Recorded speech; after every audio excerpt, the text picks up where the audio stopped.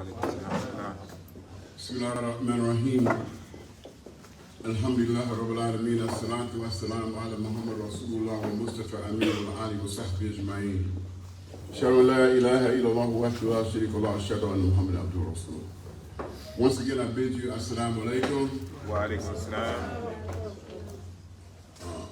Out of respect for those of you who came on time or early, I have been instructed by my teachers to never punish the people who are present because of the people who are absent.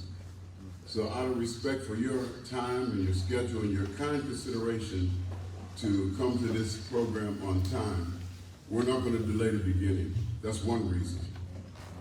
Second reason is because this is being live streamed throughout the world, maybe 7 or 8 different countries.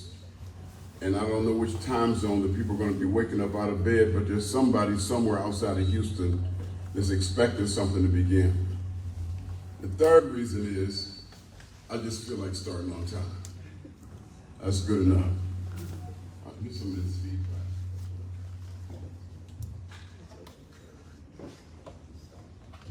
Okay, that's a little bit better.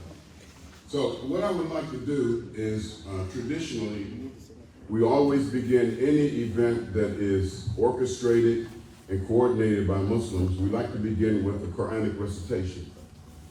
And so I don't want to delay that too much more. My opening remarks can come later because what Allah, Almighty God Allah, has to say to us is much more important than anything that I would want to say. I believe that you'll agree.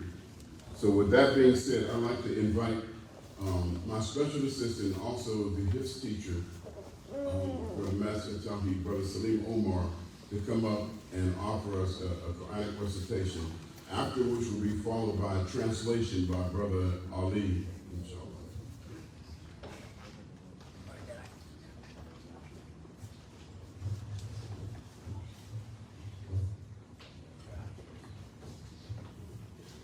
Assalamu alaikum wa rahmatullahi wa barakatuh. Wa alaikum assalam. Inshallah, I'm going to recite 2 ayats, 1 ayat from Surah Al-Baqarah and the other ayats from Surah Al-A'raf. Al-Baqarah is the 2nd chapter of the Quran and A'raf is the 7th chapter of the Quran. Allah subhanahu wa ta'ala says,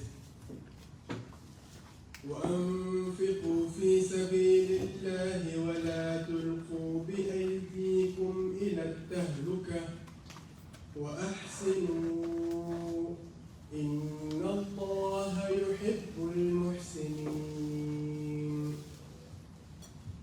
Allah subhanahu wa ta'ala also says in the second ayah, Surah Al-A'raf, بعد أعوذ بالله من الشيطان الرجيم الذين يتبعون الرسول النبي الأمي الذي يجدونه مكتوبا عندهم في التوراة والإنجيل يأمرهم بالمعروف وينهاهم عن المنكر ويحل لهم الطيبات ويحرم عليهم الخبائث ويضع عنهم إصرهم والأغلال التي كانت عليها فالذين آمنوا به وعزروه ونصروه واتبعوا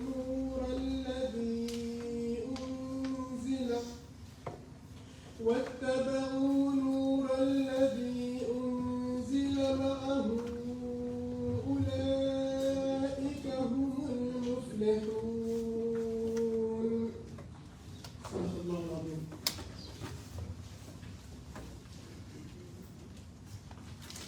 بسم الله السلام عليكم. Wa alaikum assalam. This is a different translation from what the brother said. In the name of Allah, most gracious and most merciful,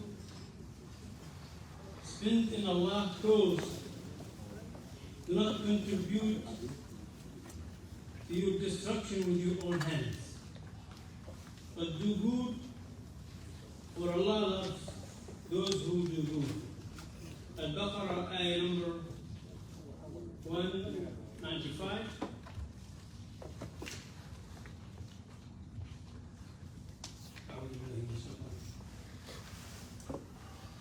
Who followed the messenger, the unlettered prophet, they find described in the Torah that is with them and in the gospel, who commands them to do right and forbids them to do wrong, who makes good things lawful to them and bad things unlawful, and relieves them from their burdens and the iron collars that were on them. So it's those who believe him, honor and help him, and who follow the light which has been sent down with him who will succeed. Assalamu alaikum. Wa alaikum assalam.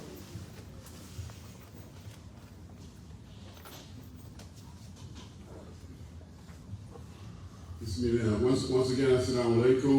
Wa alaikum assalam. We really would like to move the program with the exact order in which we composed it. Obviously the timing, even though the timing that we printed on the program isn't going to be exact, we still would like to keep to the same order because we wanted to try to finish in plenty of time before it's so that we can perform the sunset prayer at the correct time. We were contacted by Congresswoman Sheila Jackson Lee's office a couple of weeks ago. She was very excited about coming to the program. As you know, she's in very high demand, nationally and internationally. She's one of the most outspoken leaders in Washington. And fortunately, we're part of the 18th Congressional District. But she wasn't able to come. At the last minute, she realized that her schedule was conflict, so she did send a representative. Before I introduce Brother Isaiah to come up and offer words on her behalf, I want to share with everyone here to kind of burn up a few moments, if I may, how this concept of this program came about. A brother who was one of our contractors to help us come up with the design to remodel the masjid. He contracted cancer. At first he thought it was bone cancer, and then he celebrated when they tested his bones and found out it wasn't there. So he celebrated. Then the doctors contacted him. Then I was thinking when he said cancer, that it was lung cancer because he was a smoker. So then he called me later and said, well, I got good news and bad news. The good news, I don't have bone cancer, but I have blood cancer. I had never heard of blood cancer. And so I called one of the brothers who was a doctor who was on our advisory board, who's going to be speaking tonight, by the way, inshallah. He's on his way here. He just landed from Pakistan, literally. Dr. Amin Kareem. And I called him, I said, Dr. Amin, I got a curious question. What is blood cancer? I never heard of blood cancer. So he asked, before he answered my question, he said, do you know somebody who has blood cancer? I said, yes, a brother who was our contractor for the masjid. He said, does he smoke? I said, he's a chain smoker. I've been trying to get him to quit ever since I met him. He said, let me share something with you. When you smoke cigarettes or any tar and nicotine product, the tar and nicotine doesn't just saturate your lungs, it gets in your blood. And you can literally get cancer everywhere in your entire body. Every organ in your body can get cancer. And he said, it's treatable, but it's very difficult. And it's like slow suicide. And so I said, I never heard of that. I said, I wonder how many people don't know that. He said, most people don't know that. Most people think that it's limited to the lungs. I said, man, we need to educate the people about this. Because not only are the adults who have made themselves addicted to smoking, but we are inadvertently teaching our children that smoking is just a harmless bad habit. It might cough a little bit or a little emphysema or something. So we're teaching our children to take it very casually, and that's why so many young people, even Muslims, or smoking. And I told him, I said, my journey to Islam came through the Nation of Islam under Elijah Muhammad, and we were taught, anybody here been through the nation, saying it? We were taught that if you smoke, you wasn't even a Muslim. That's what we were taught. We didn't challenge that. We just quit. Many of us quit like in 1 minute. And so I said, we need to educate the people about this. I said, let me think of something. So I called Dr. Yaman Abdullah. He's here. He's one of our first speakers. He's also the director of the Masjid At-Tawhid clinic. And I said, man, did you know that? I told him what the doctor, he said, yeah, I knew that. I said, man, we need to educate the people about this. And so that was the birth of this program. And so there were two types of people, Dr. Rashid, that don't want to respond to a program like this. One is a person who doesn't smoke, who say they don't need the information.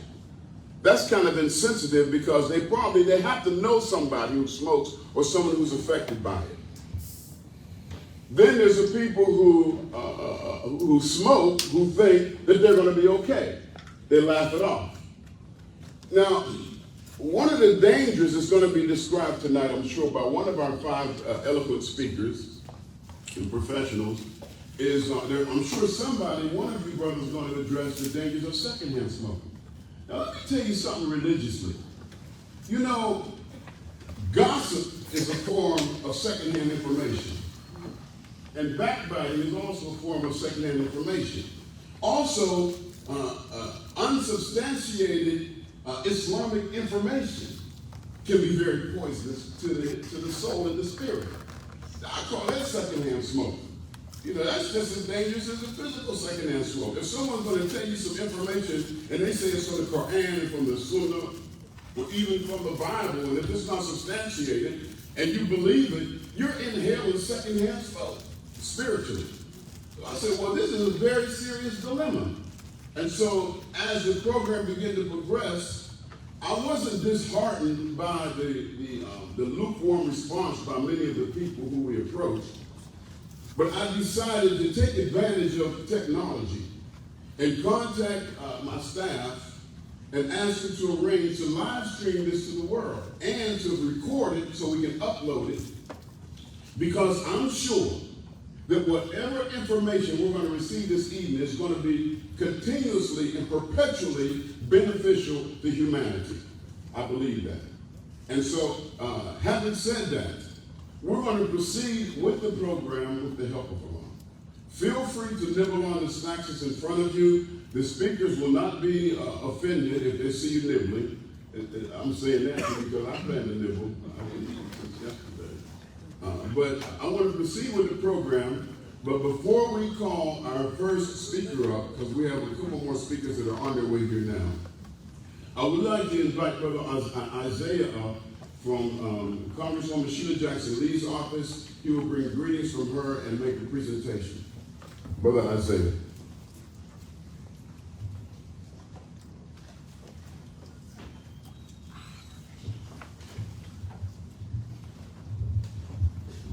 How's it going, everybody? Thank you. First off, you guys have seen Congresswoman Jackson Lee for a while.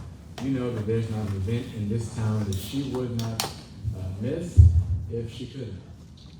The Congresswoman right now is at home. She has COVID, actually. So I'm asking for each and every one of you to keep her in your prayers during this time because she's progressing through it. I spoke to her not so long ago. She's doing good. So she should be back pretty soon. But what I wanted to say is, first off, you're 100% right. I had no idea about the fact that when you smoke, it goes all through your blood. This is important information. The information that we get here today is not just something that we should just digest and take it inside. We have this thing in this world called social media. There's this thing in this world called the internet.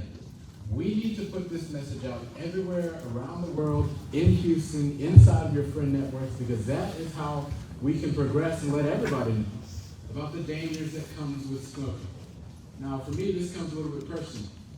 When the Congresswoman told me about this event, I remember my grandfather. My grandfather died before I was even born. He learned and he started smoking through just seeing his friends, his neighbors smoke back in the 50s. And he just continued that on, and now my uncles smoke. Their sons smoke. And it's something that continues on because people see it as something, like Brother said, just a way of life. We can end that way of life today. We can end that way of life by telling everybody the dangers that comes with it, and together we'll move forward in decreasing the amount of people that smoke, decreasing the amount of people that get sick because of the result of smoking, not just from just it coming firsthand, but through secondhand as well. So with all of that being said, the work that you're doing today is starting to wave. And because of that, that deserves the full respect, admiration, and accommodation of the United States Congress. So with that, I'm going to present each this very event a congressional certificate for all the work that you guys are doing, and Congresswoman Jackson Lee has written herself that she takes great pride in honoring the Masjid At-Tawhid on the occasion of smoking, a medical and religious perspective. Your commitment to educating the community about the risks of smoking reflects a strong pride that is the spirit of Houston and the great state of Texas. Your dedication is deserving of the most full respect, admiration, and accommodation of the United States Congress. Signed, Sheila Jackson Lee, May 22nd, 2022. I look forward to, I do have an event that I have to get to after this, but I hope, can I get the link from you? Because I want to make sure we get this and we share this on our congressional network so we can share all the work that you guys are doing, because this is truly a major, big deal. So thank you all. God bless you, and God bless the United States of America. Thank you.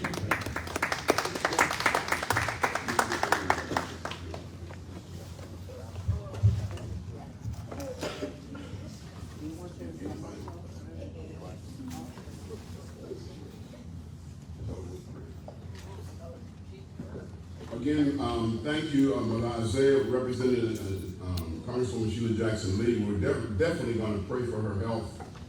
She's a strong woman, and she'll get through that. Tell her it takes more than a little COVID to knock that sister down, so she'll be all right. We have that much faith in Almighty God. Please forgive me. I know this sounds a little distasteful, but it might be one of our speakers. It is. Yes, Dr. Waleed. Walaikum assalam.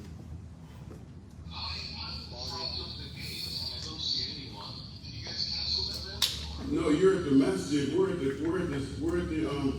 addresses on the flyer that we sent to you on Homestead Road, 6701 Homestead. No, it's just about 5 minutes. Yes, please do. I'll send it right now. Thank you.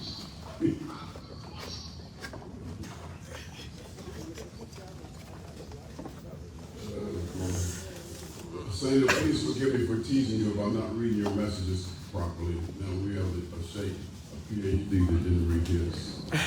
So forgive me. Thank you for not divorcing me. Brothers and sisters,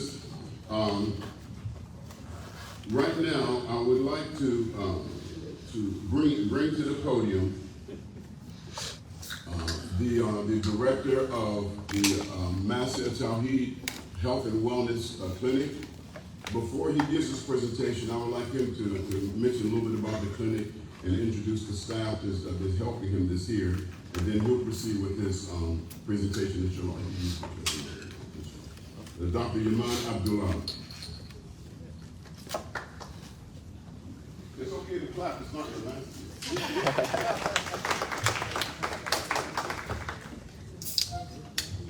السلام عليكم ورحمة الله وبركاته. وعليكم السلام ورحمة الله وبركاته. بسم الله والصلاة والسلام على رسول الله وعلى آله وصحبه أجمعين. My name is Yaman Abdullah. I am the director of the Masjid At-Tawhid Health and Wellness Clinic. It's a free medical clinic for the Fifth Ward community. Basically, at this point, we do primary care services once a month. It's just one Saturday a month, and we hope to make it more frequent, inshallah. And we do basic vital sign screening, high blood pressure, diabetes screening, exams. We're partnering with imaging centers and labs to do discounted imaging, and hopefully get more doctors, more nurses, more specialists on board to serve the community as best we can. And the staff we have, Sister Hanifa is one of our full-time nurses that helps with the project, and Sister Hadessa. Is Sister Hadessa here? Right here. There you go. And so we hope to recruit more on board. All right, bismillah. So I'll be presenting part of the medical side of smoking. Are we ready to learn something? Yes, sir. You need a cup of coffee or a cigarette? Chauncey will react to that. Bismillah. All right, so I'm gonna try to keep it as basic as I can. Basically, my role in the presentation is to give some takeaway points overall. We have Dr. Rashid here, who's a hematologist, oncologist, a cancer specialist, who will go in a lot more depth than I about the risks of smoking. So we'll go over a patient case, a case that presented to us in the hospital that I worked at recently. We'll talk about the overall trends in smoking. We'll talk about understanding smoking as an addiction. Right? It's not just a bad habit. It can be an overwhelming addiction. We'll also talk about e-cigarettes and vaping. So we'll start with the patient case. Can y'all hear me okay? Yeah. This was a couple of weeks ago. So we had a young patient, no major medical history, who presented to the emergency room with nonstop vomiting, diarrhea, headache for 3 days. And it was not getting better, it was getting worse. After we admitted her from the emergency room up into the hospital, she was having these seizure-like episodes, these neurological symptoms where she looked like she was convulsing. Everything would tense up in her body. She would shake violently for 30 seconds up to a minute, and this would happen every few hours throughout the day. Her blood work basically showed signs of severe dehydration, kidney failure, and severely low electrolytes, which can be life-threatening. If you have severely low electrolytes, like really low potassium, magnesium, you can have a sudden cardiac arrest, even if you're young and otherwise healthy. So nothing was making sense. There was no explanation for it, and she denied, using any substances or anything like that. She wasn't pregnant or anything like that. While doing a physical exam, we see this at the foot of her bed. Can y'all see that? I don't know, it might be a little. Anyone know what that is? Yep, it's a vape pen. This is a hide edge. It's a vape pen that basically put in liquid nicotine, and there's a bulb that heats up the nicotine and you vape. Anyone can tell me how many puffs can you get from one vape pen like this? 15%. How many? Someone said that confidently. Yep. So from one vape pen, you could get 2,000 to 3,000 puffs. Wow. From a single vape pen. Now from a regular cigarette, you get about 10 to 12 puffs. In a pack of cigarettes, 20, do the math, it's about 200 puffs for a pack of cigarettes. But one vape pen, 2,000 to 3,000 puffs of nicotine. So she had nicotine poisoning. That explained all her symptoms, her GI symptoms, her neurological symptoms. We sent a blood test called cotinine. It's basically a byproduct of nicotine. When we absorb nicotine, our body breaks it down to cotinine and we can detect it in the blood. Hers was sky high. She got much better, thankfully, with supportive treatment, IV fluids, and correcting her electrolytes, and just no nicotine. And when she was going to get discharged from the hospital, we had a conversation about the vaping, and she said, "Doc, what's wrong with vaping? It's much better than cigarettes." Because what's the stigma with cigarettes? Lung cancer. Yeah, you have those known risks of cancer, but there's an immediate stigma to it, right? There's the smell, there's the taste, there's the, it soaks in the fabric wherever you go. If you've ever sitting in a smoker's car, you would know. So the vaping takes away all those social stigmas, right? It smells good, it tastes good, it doesn't stain your teeth, your skin, or your clothes. and a lot less chemicals. A cigarette, your regular tobacco cigarette, has about 7,000 chemicals in it, which are mostly toxins and carcinogens, like cancer-causing chemicals. So it's interesting to see the dynamic with these vape pens that come out with vaping now, where, hey, without those social stigmas, with very attractive features like this, what's the problem with it? So we're going to delve more into that. So overall, this is kind of compact, it's hard to read. But basically, this is showing the trend of tobacco use in America, right? It peaked in around the 1960s, 1950s to 60s, and at that point, there was a lot of evidence showing the dangers of tobacco with cancer and heart disease and such. And there was a combination of legislation and grassroots movements that moved to decrease the use of tobacco, and it was very successful. The campaign to raise awareness about the dangers of smoking was very successful, and we see a downtrend. But despite this downtrend, smoking remains as the leading cause of preventable death.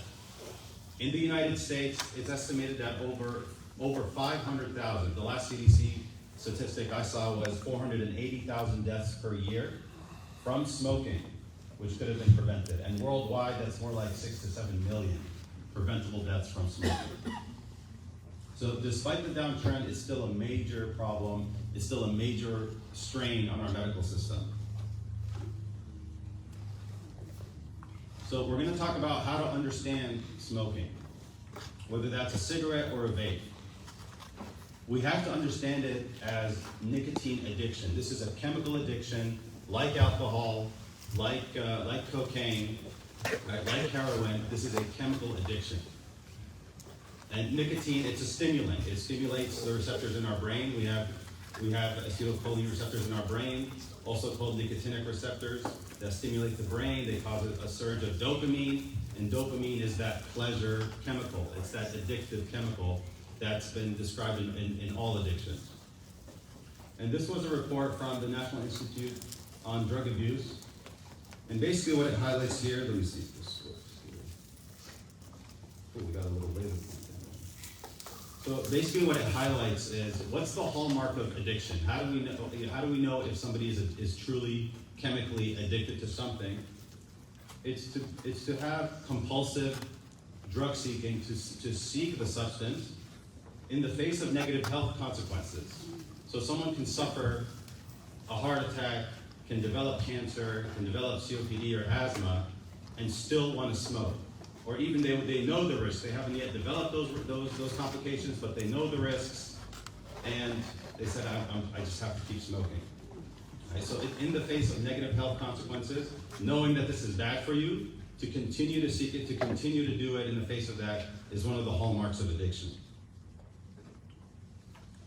So this part of the report basically highlights how nicotine is absorbed rapidly in the blood when we smoke it, and it peaks within 10 seconds of inhalation. Because the lungs are the sponges of the body, right? It's what absorbs whatever we put into the lungs. It gets absorbed instantly, which makes sense, because for us to survive, we need oxygen, and we need to take in oxygen straight into our bloodstream in a matter of a few seconds. But instead of our lungs being an oxygen delivery system, it can get turned into a drug delivery system, right? Any sort of drug, anything you put into the lungs will be immediately absorbed into the bloodstream. It's the fastest way to absorb anything into your system. And the bottom part basically describes a cigarette and describe the vape pen like this as a drug delivery system, right? That's how we should see these things. So the first thing was addiction. The second thing was, this is contagious, right? And the Imam spoke about secondhand smoke. And we live in we're in the era of contagion, right? With the pandemic, everyone is super sensitive and super vigilant about things being contagious. So we know about secondhand smoke, which is basically inhaling the smoke of a smoker, even though you yourself might not smoke. But if you're exposed to the smoke of someone smoking next to you or in the same household as you, that's inhaling that smoke is secondhand smoke. But there's also third-hand smoke. Has anyone heard of third-hand? So third-hand basically means even if there's no more smoke, the residue from the smoke that settles into the clothes, into the fabric, the furniture, the car seat, the fumes from that. If you've ever sat in a smoker's car, they might not be smoking, but you're absorbing all those fumes that come from the smoke settling into the fabric and settling into the surfaces. And this is particularly harmful to children. Children can obviously inhale it. It can also absorb through the skin in a lot more concerning way. So we understand smoking we understand smoking as nicotine addiction. We also understand it as a contagion. It's contagious through secondhand smoke and through third-hand smoking as well.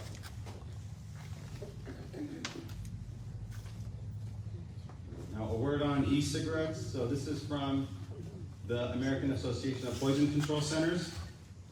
Basically, since the vaping came out around 2011, 2012, there's been a spike in nicotine poisoning and a spike in calls to the poison center.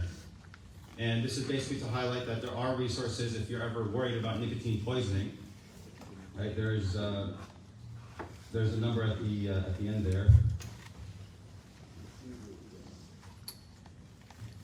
Yeah, if you look up the poison control number, you could reach out to them, and they're very responsive. They can get you with a counselor or with a expert immediately to know how to handle nicotine overdose or any sort of drug overdose.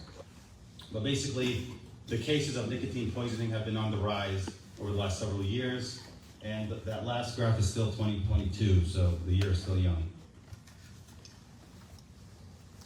All right, so what's the big deal about nicotine? I mean, we know about tobacco and thousands of chemicals in the cigarette, but what happens if we just take out those chemicals and just deal with the nicotine? What's the problem with that? So this is from the CDC as well. It basically summarizes the problem with nicotine, especially in teenagers and adolescents. So essentially, nicotine, it's a stimulant, and it can interfere with brain development, especially in teenagers, adolescents. The brains are still maturing, the brains are still developing, and especially the prefrontal cortex, the front part of our brains that's responsible for being mature, being responsible for executive decision making. That's one of the last parts of the brain to develop and mature. And that happens in the mid-20s, right? 25, 26. The problem with smoking nicotine before the brain can mature fully is it can cause some serious damage to the brain. And that's why there are psychiatric disorders associated with nicotine use in the young, like depression, bipolar, even some case reports of schizophrenia, attention deficit, and basically becoming almost intellectually disabled just from nicotine use in the young. Nicotine use in teenagers and adolescents. It can damage the brain.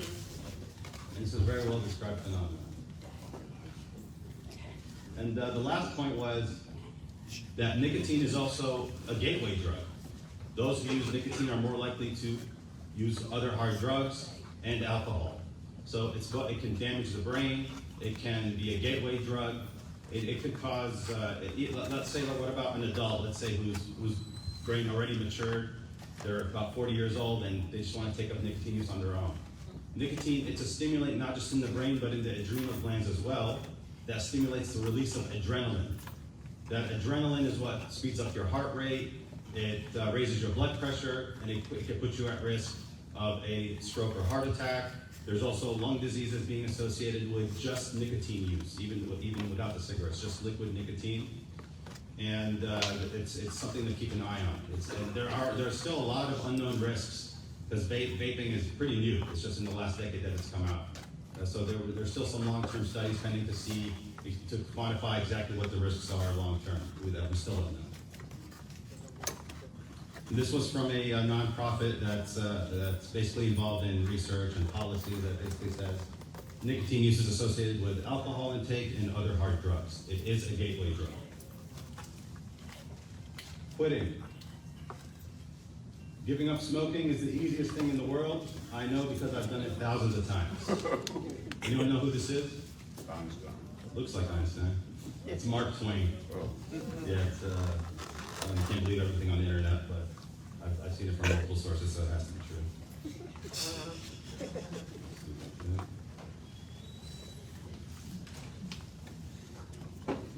still disconnected, okay.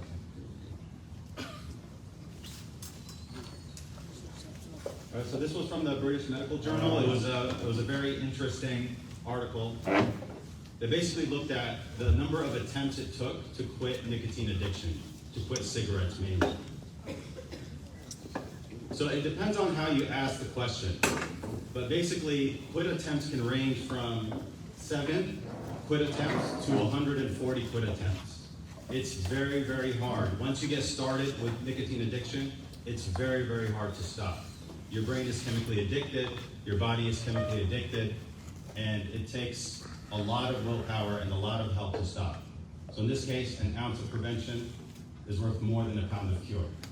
Right? You don't want to get into this. You don't want to get addicted and then have to fight an uphill battle of getting off the addiction. You don't want something to control your life, control your cravings, control your brain chemistry, only to spend years of your life trying to get past it. So what works? Basically a combination of counseling and medication. There are several medications, mainly nicotine replacement therapy, like with nicotine gum and lozenges and patches. They have the nicotine inhalers now, which is essentially the safest way to get the nicotine. There are other medications too, like Chantix and Wellbutrin, but obviously needs to be under the supervision of a medical professional. And CDC has a lot of free resources. There's a lot of good resources to help quit smoking.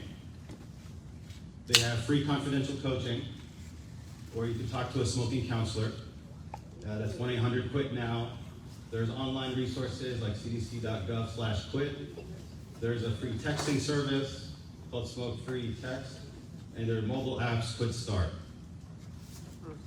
Facebook has a huge support group as well for smokers and former smokers to encourage everyone to quit smoking. There is the University of Texas at Austin too, who set up free professional cessation counseling. There's nicotine-anonymous.org, and we've all heard of Alcoholics Anonymous, right? And this is the right way to think about nicotine. It's like alcohol, it's an addiction.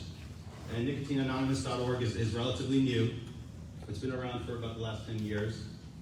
And they have the 12 steps of nicotine addiction, just like they have the 12 steps of alcohol addiction. And the 12 steps are a beautiful thing. Has anyone ever heard of the 12 steps before? The 12 steps are basically a program to help to first understand addiction properly. Like if you read the 12 steps, it's a very spiritual and God-centered approach to understanding addiction. It's first understanding that you're helpless alone individually. We're helpless in the face of addiction, and that we literally cannot help ourselves. When we crave something, when we crave a drug, we literally cannot help ourselves, and it takes more than just willpower or more than just being mentally strong or emotionally strong to get past it. And it's a beautiful concept because it centers God around the recovery. It's basically Islam summed up in a program for addiction. We admit our helplessness in front of God, and we go back to God for that power and for that support to get past the addiction. It's a beautiful thing. I would recommend looking up the 12 steps. It started with the Alcoholics Anonymous, with AA, but it's spread to every other addiction. It's used all around the world. They have Nicotine Anonymous has face-to-face meetings. They have a few spots in Houston. And my dream, inshallah, is to set up something like that, whether it be at Masjid At-Tawhid or the Masjid around Houston, to have qualified counselors who set up these sort of support groups and these meetings for people, for everyone, obviously, Muslim or non-Muslim, that need help with this, with nicotine addiction, to come and get help. So the summary is, despite a downward trend, tobacco use continues to be the leading cause of preventable deaths in the United States and around the world. It's more than a habit, it's an addiction. It's a chemical addiction. The harms are contagious. We talked about secondhand smoking and third-hand smoking through the fumes and the residues that stay after the smoke is gone. And e-cigarette use is on the rise.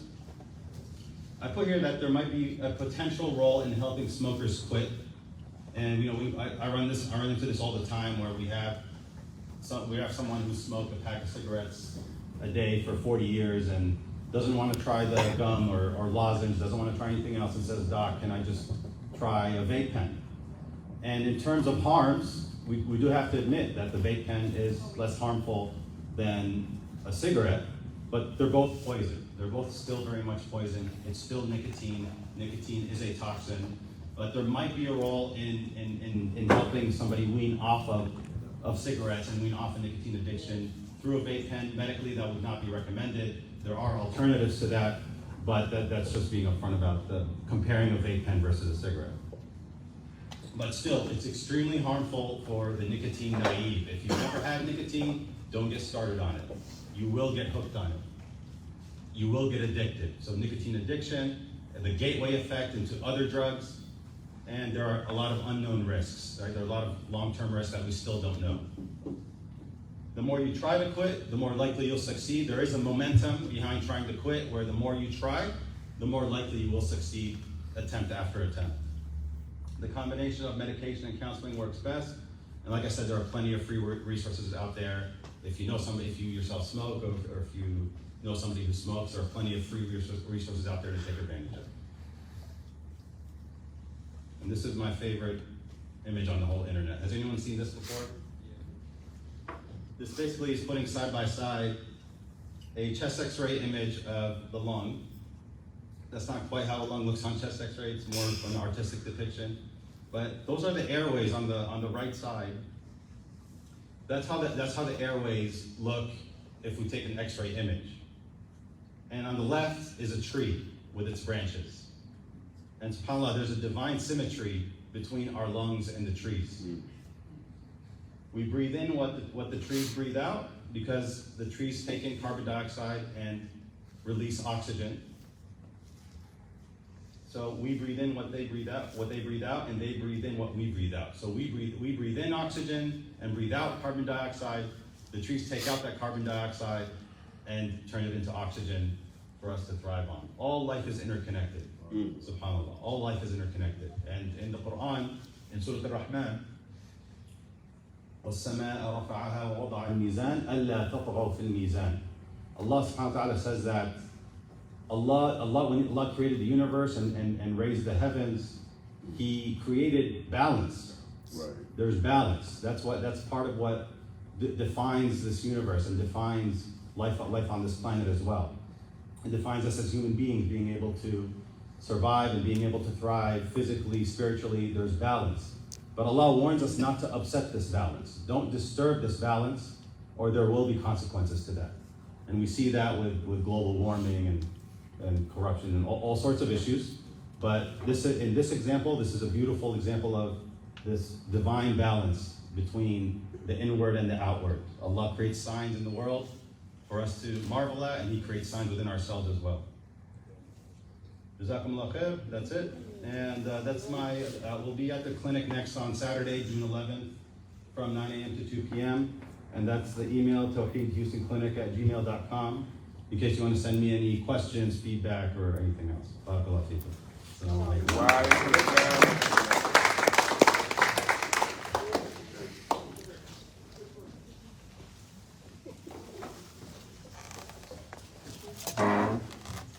Alhamdulillah, and may Allah bless and protect and guide and reward Dr. Yaman for that amazing presentation.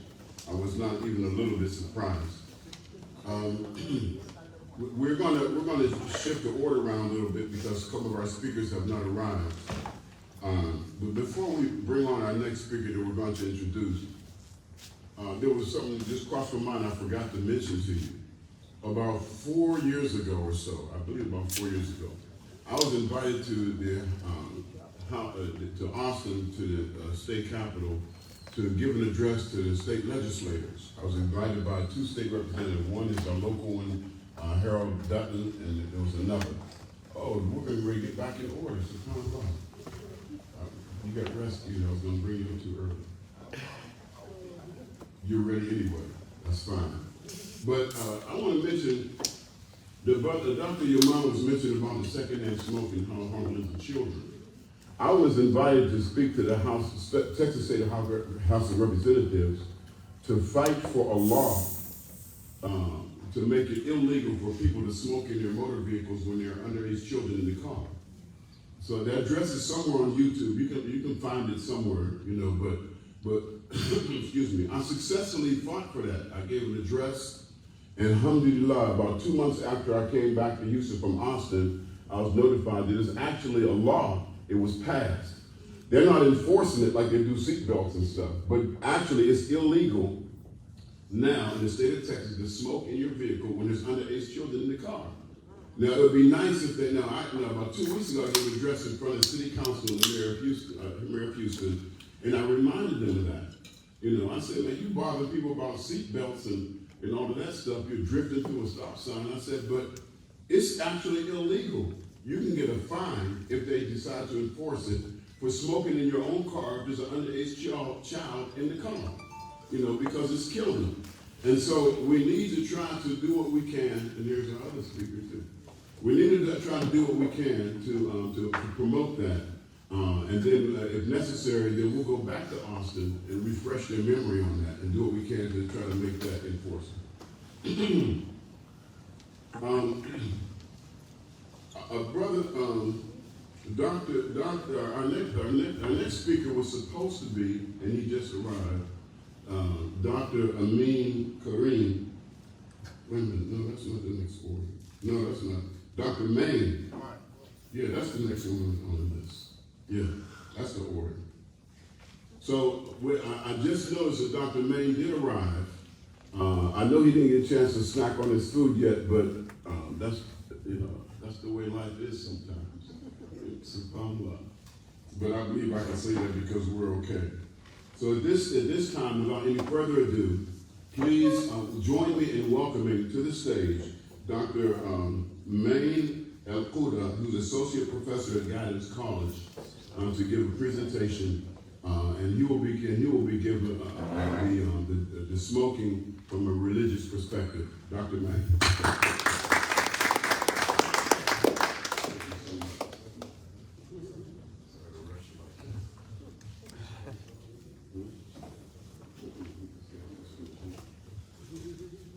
السلام عليكم ورحمة الله وبركاته. وعليكم السلام ورحمة الله وبركاته. بسم الله الرحمن الرحيم، الحمد لله رب العالمين، اللهم صل وسلم وبارك على محمد وعلى آله وصحبه أجمعين، وأما بعد. First of all, Jazakumullah khairan all for being here. Thank you so much for Sheikh Qasim and his team for organizing this wonderful event, this important event. And second of all, I owe you an apology. I was supposed to be here at 5 p.m. Today, subhanAllah, is the graduation party of my son, who just finished elementary school. So I had no choice but to stay there until we finished, and just came right away to the event. Smoking from an Islamic perspective, or Catholic perspective. Let me start with the fact here that knowing a lot of information, whether medical information or religious information related to certain thing, does not necessarily mean that you are willing to comply. It's all about strong determination and willingness. And I assure you all that the vast majority of the smokers nowadays, they know for a fact how much they are harming themselves, but the strong determination and the willingness is not there. So it doesn't matter how much knowledge you have about the issue, if you are not willing to change yourself from within yourself, then nothing actually will be changed.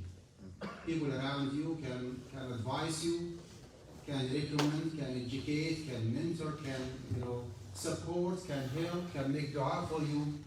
But believe me, they will never decide on your behalf. The one who will be deciding to do something or not to do something, the one who is the only one who is able to change you is none but you. And this is the meaning of the saying of Allah subhanahu wa ta'ala in the Quran, إن الله لا يغير ما بقوم حتى يغيروا ما بأنفسهم. Allah will never change the situation of people until they change that which is within themselves. So this is point number one. If the willingness is there, then we can move on. If the willingness and the determination is not there, then we are just wasting our time. We're just talking about the issue from medical perspective, from religious perspective, but no one actually is willing to make any decision. The second point, do not ever think, ever never think that there is a clear discrepancy or contradiction between medicine and religion if and only if you are talking a divine religion. If and only if you are talking about a divine religion, not a man-made religion. If we are talking about Islam, this is not a man-made religion. I did not put those rules. The one who put those rules is Allah subhanahu wa ta'ala. Either directly in the Quran or through the Sunnah of the Prophet alayhi salatu.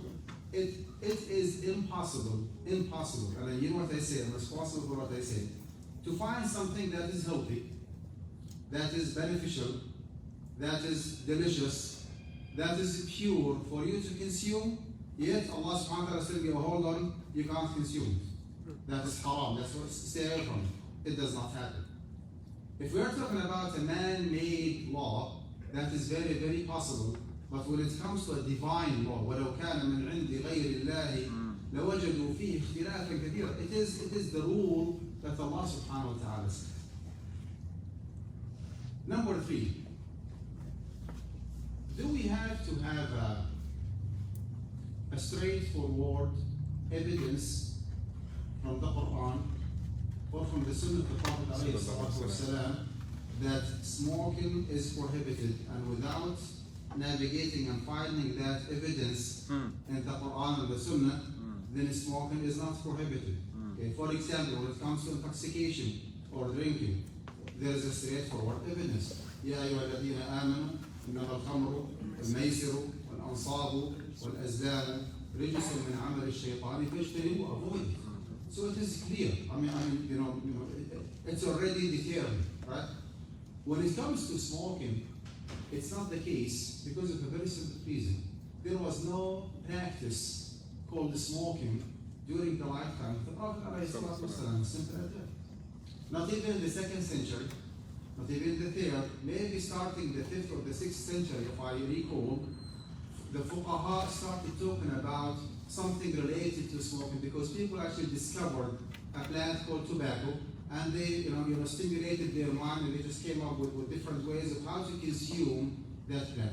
And they started smoking. From that point on, the fuqaha actually started talking about the status of smoking. However, we all believe here that Islam is a comprehensive way of life, applicable anytime, anywhere. We all believe that the nusus or the text, either in the Quran or in the Sunnah, are limited. But the contemporary issue that we face are unlimited.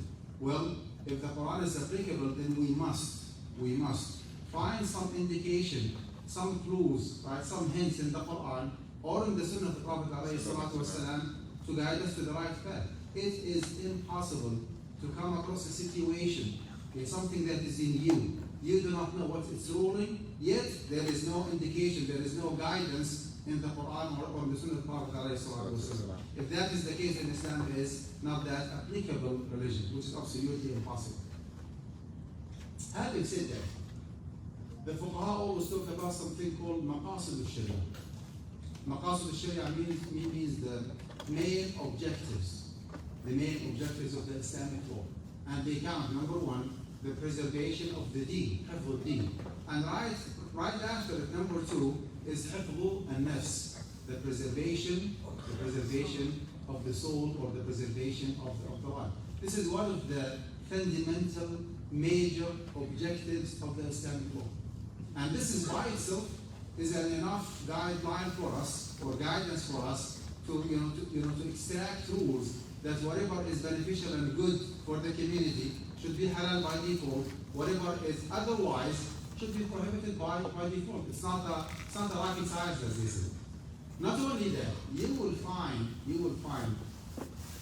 in the Quran a lot of straightforward evidences, okay, confirming that particular concept that do not harm yourself, do not kill yourself, do not harm yourself, and do not harm other people. Read, for example, the saying of Allah subhanahu wa ta'ala, وَيُحِلُّ بسم الله الرحمن الرحيم وَيُحِلُّ لَهُمُ الطَّيِّبَاتِ وَيُحَرِّمُ عَلَيْهِمُ الْخَبَائِثَ.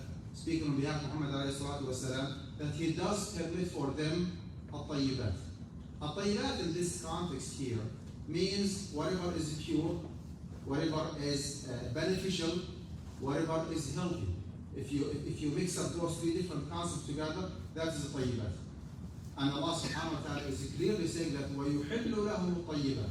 Prophet is permitting and allowing for people to consume whatever is طيب. And now from now on, whenever I say طيب, it means pure, it means healthy, it means beneficial. Likewise, وَيُحَرِّمُ عَلَيْهِمُ الْخَبَائِثَ, as well as he prohibits for them whatever is khabith. Khabith actually is completely the opposite of طيب.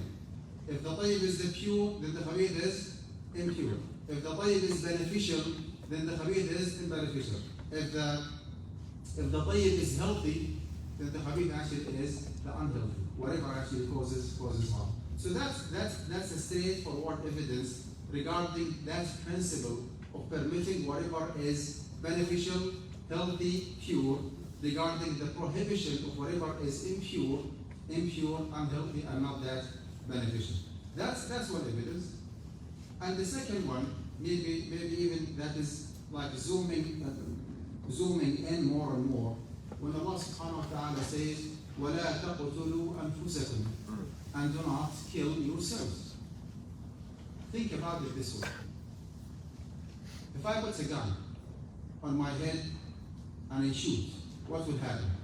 I will die, right? So I am committing a suicide in a fast motion way. In a fast motion way. It's just a matter of fraction of a second and I will be gone.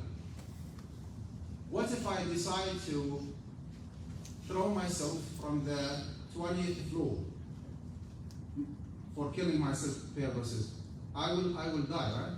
But it's gonna take me maybe 10, 15, 20 seconds until I smash and arrive the ground. But at the end of the day, I am committing a suicide. So far so good? The first way of killing myself takes me a fraction of a second, and the second way of committing suicide takes me maybe 10, 15, 20 seconds. If I smoke, I am committing a suicide, but in a very slow motion. I am committing a suicide, but in a very slow motion. Just a matter of maybe 10, 15, 20 years, more or less. It depends on how much I smoke, right? And how strong, my body is. At the end of the day, it is a kind of suicide. And Allah subhanahu wa ta'ala is telling us, وَلَا تَقْتُلُوا أَنفُسَكُمْ إِنَّ اللَّهَ كَانَ بِكُمْ رَحِيمًا. And do not kill yourselves. When he says do not, it means that that's something prohibited. Anything that causes a harm, significant harm to me, causes death, causes a lot of sickness and illness, and significantly harm my body, well, it has to be prohibited. Also the saying of Allah subhanahu wa ta'ala, وَلَا تُلْقُوا بِأَيْدِيكُمْ إِلَى التَّهْلُكَةِ, and do not ruin your life. Very, very similar to the previous one, وَلَا تَقْتُلُوا أَنفُسَكُمْ. You read in the Sunnah of the Prophet ﷺ a hadith, and our fuqaha are using this hadith as a fiqh maxim, like a general rule to extract or to derive rules from it as well, which is the saying of the Prophet ﷺ, لا ضرر ولا ضرار. Period. لا ضرر ولا ضرار. Causing harm is prohibited. Causing harm is prohibited. You are not supposed, as a practicing religious Muslim, you are not supposed to cause harm to yourself. Not only that, ولا ضرار, and even reciprocating harm is prohibited as well. So you cannot initiate a harm to yourself, you cannot initiate a harm to other people, and you cannot reciprocate harm if you are harmed by others. This is against the principles of your deen. لا ضرر ولا ضرار. Maybe in the 60s and 70s of the last century, the consequence of smoking and the amount of harm and the list of illness and sickness and side effect of smoking was not that clear at that time. But no one can convince me that people living in the United States in 2022, okay, with the highest level of medical technology and advancement, that people until today don't even know whether or not smoking is harmful. I mean, it's just a common sense that if you smoke, you significantly harm yourself. You cause yourself a lot of harm. You are committing a suicide. Now, from a financial perspective, okay, sometimes we get confused between two different terms that we think they are like in synonyms, right? Al-israf wa al-tabdil. Al-israf wa al-tabdil. Al-israf is from the saying of Allah subhanahu wa ta'ala, وَكُلُوا وَاشْرَبُوا وَلَا تُسْرِفُوا إِنَّهُ لَا يُحِبُّ الْمُسْرِفِينَ. Al-israf, according to Imam al-Jurjani rahmatullah alayh, he said, إنفاق المال فيما ينبغي زائدا على ما ينبغي. Exaggerating in spending in whatever is basically permissible. The very simple language is to lead an extravagant lifestyle. You need only one car and you have 5 cars parked in front of your house, for example, right? You need only like one meal and you consume 2 or 3 meals, right? You need a house that is like 20,000 square feet and you have 17,000 square feet. That's israf. Israf actually is prohibited. Israf is prohibited. وَكُلُوا وَاشْرَبُوا وَلَا تُسْرِفُوا. That is completely different from another concept that's mentioned in the Quran, which is at-tabdil. At-tabdil is different. Al-israf is to lead an extravagant lifestyle, is to over or to exaggerate in spending, okay, on something that is permissible by default, but you overspend. You spend more than what you need. That's israf, and it is haram. Now, the second concept actually is at-tabdil. At-tabdil, according to the same source, it is infaq al-mal fi al-haram qalla aw kathura. Spending your money in whatever is prohibited, regardless of the amount. Regardless of the amount.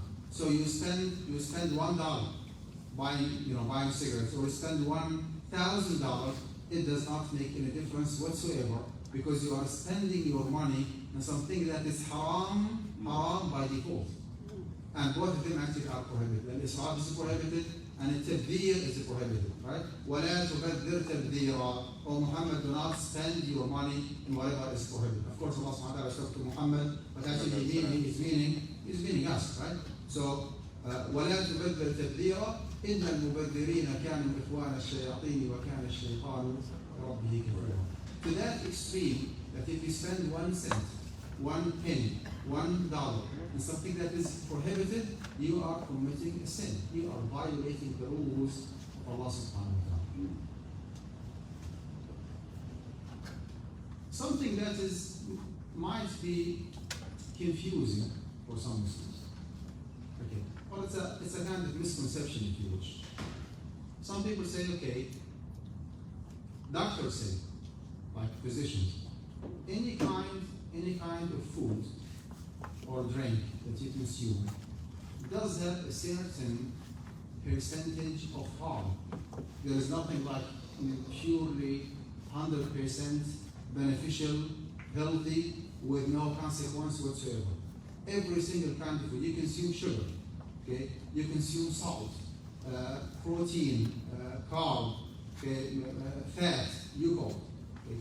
Every single item that you consume is beneficial and healthy by default. However, it's not 100% healthy. It does have a certain percentage of harm.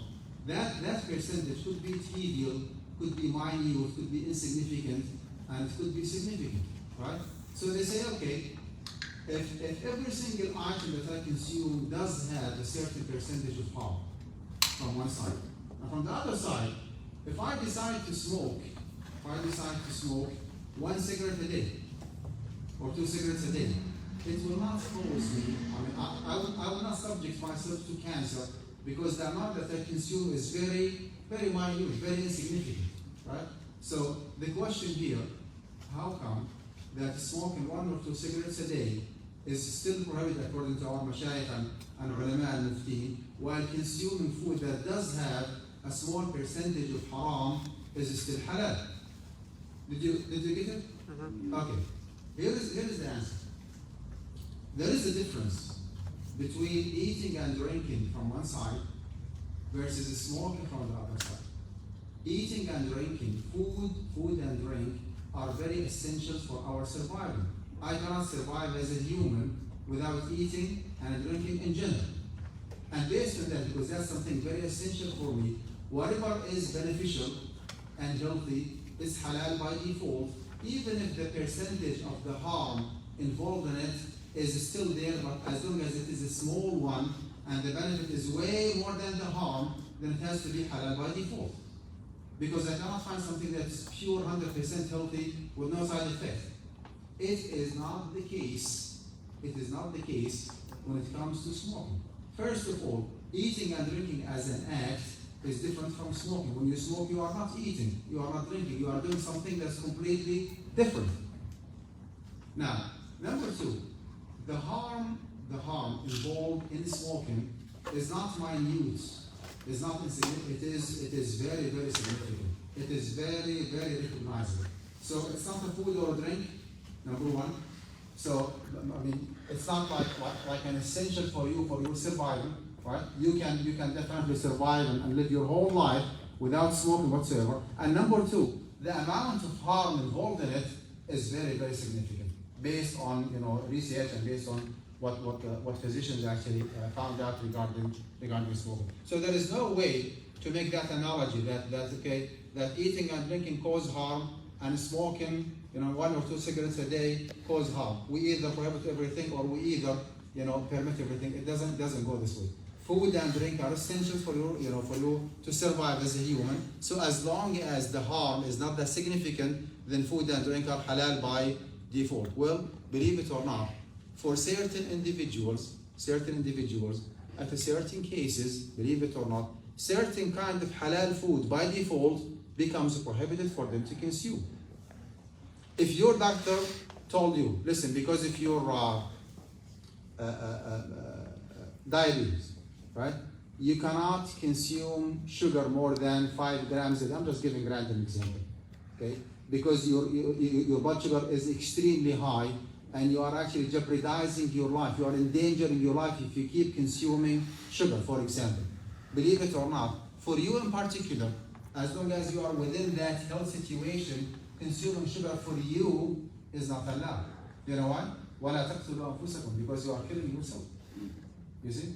That sugar is prohibited for you, but it's still halal for me because I'm not, in that risky level of diabetes. So that rule actually differs from one individual to another.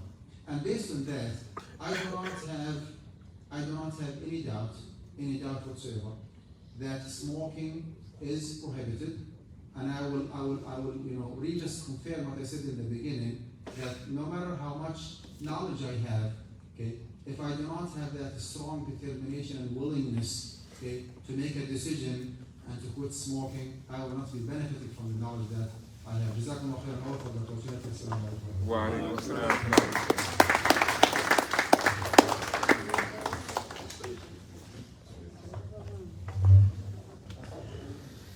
Yeah, I will.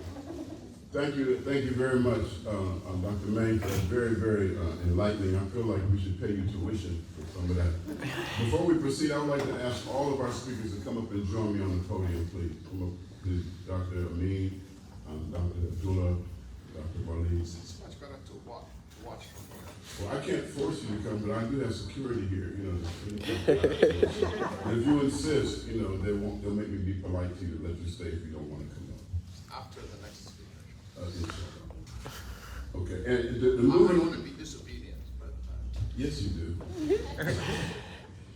Moving right along, I had mentioned in the introduction that the birth of the idea of this program came from a conversation I had with Dr. Amin Kareem, when he enlightened me and shocked me with the information that smoking doesn't just affect your lungs, it can get in your whole body. And so I told him that we need to educate everybody. So it was my conversation with him that brought about the idea for this program.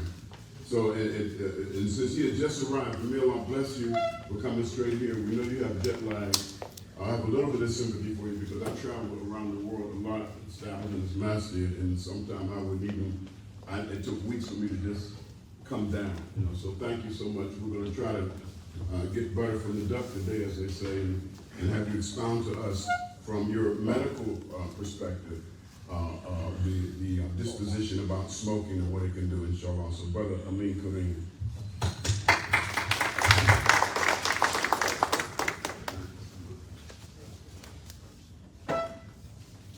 Assalamu alaikum. Wa alaikum assalam. My name is Amin Kareem. I'm a cardiologist practicing at the Methodist Hospital in Houston. Been practicing for about 38 years now. So thank you very much, Imam Qasim, for inviting me and giving me this honor. I feel privileged to talk to you all about the subject, which is obviously I'm not an expert in it, but I'm the kind of guy who sees the end result of what happens to smokers. And one of our questionnaires that we always ask patients when they come to me as a new patient relates to the habits, which is the number one habit that we ask about is smoking. How many and how many years? And we calculate the number of years multiplied by number of packs, and we say that the patient has a 15 to 30 to 40 pack years smoking history. That puts that patient in our minds in a category from which we can assess what his overall risk is going to be, and add to the number of risk factors for conditions that we treat, i.e. heart attack and strokes and other conditions. So the other thing that we see, of course, is the result of smoking, and I'll elaborate a little bit on it. What happens to people who chronically smoke. Going back, let's see the size of the problem as it exists today in this country. All over the world, actually. This country is still blessed. I come from Asia.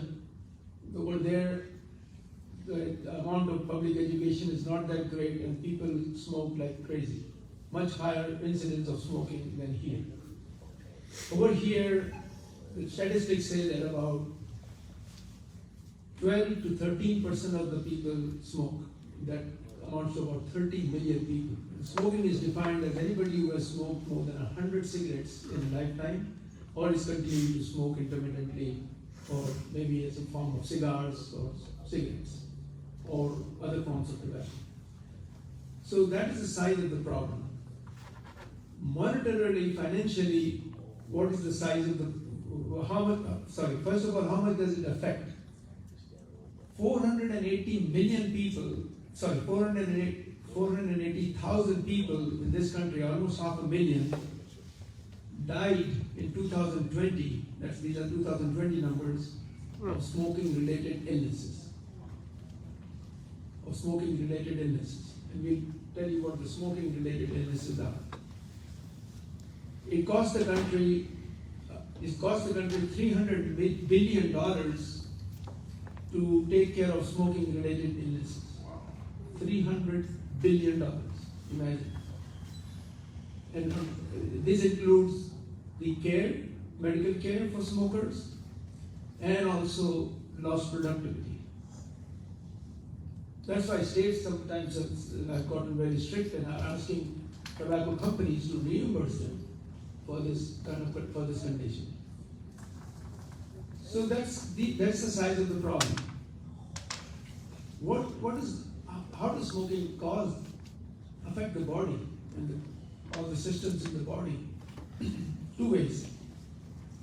One is the nicotine part, obviously, that is in the tobacco. That is the main active agent that stimulates the brain, that causes the addiction and gives you the feeling that the reason why people smoke in the first place. If it didn't cause that kind of good feeling, they won't, just like alcohol.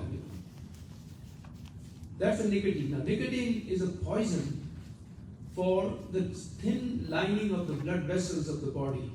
It's a poison. It harms them. It is a poison also for the thin layer, a protective layer that lines your lungs from all the way from your mouth all the way down to this tiny bronchial tree that goes to both your lungs.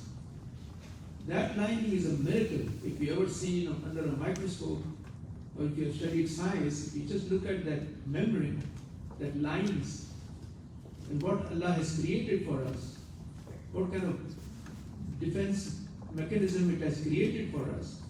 It has tiny hairs, cilia, so tiny that you can only see it by the microscope, that are constantly beating upwards, away from the lungs. They are waves, they are like waves. They are constantly beating upwards. Why? Any particle that finds its way into your lungs or into your bronchial tree is carried just like a crowd would carry a person on their shoulders and throwing out of the building. These cilia carry that particle, and waves of these cilia carry it out till it goes into the junction between your food pipe and your bronchial tree, which is your larynx here, and dumps it into the esophagus or the food pipe. From there, so that's your sewage, that's your system. It will go down into your stomach, the acid in the stomach will destroy it. Just imagine how lungs take care of their own hygiene and keep it clean of all these particles that we inhale from smoke, dust, mites, and little, all kinds of things. Now you're putting in deliberately, forget about just taking things that we normally do in a room or on the road or anywhere else, but you deliberately now putting smoke that contains nicotine. And these nicotine will kill these cilia, literally. It keeps killing these cilia. So now, your army that you depended on to keep you, the lungs clean, is hurt. And percentage of it is destroyed. Every time you smoke, a certain percentage is destroyed. Allah replaces some of them because the body is very versatile. It has its own mechanism of survival. But how long will that continue? As you grow older, these mechanisms begin to fail. So when you're young, you keep smoking, you're a teenager and nothing is going to happen to you, obviously, till 30, 40 years later, that's when the effects begin to show. Now, you have no cilia, nicotine and particles and bacteria and viruses and corona and COVID all go in, but there's no protection. And they go inside the alveoli, which are these little bubbles that through which the air is exchanged, and oxygen is exchanged from the air into the blood. Once they get in there, they set up the pneumonias and the infections and the bronchitis. Till such time that with chronic infections, you develop a condition called emphysema, which is the loss of these bubbles, or chronic bronchitis, and together they are called chronic obstructive lung disease, COPD. You will hear a lot of your friends or somebody suffers from COPD. It's a chronic condition, incurable, and is characterized by exacerbations of acute bronchitis, pneumonia, hospitalization, breathing treatment, ultimately lung failure, ventilation, and the graveyard. Okay? Remember, not only that, in life you are restricted. You can't walk without getting short of breath, you cannot do exercise, you cannot do jogging, but you cannot do it. So those are the harmful effects of just one condition, COPD. Now, nicotine is also carcinogenic, which means that it is a cancer-causing agent.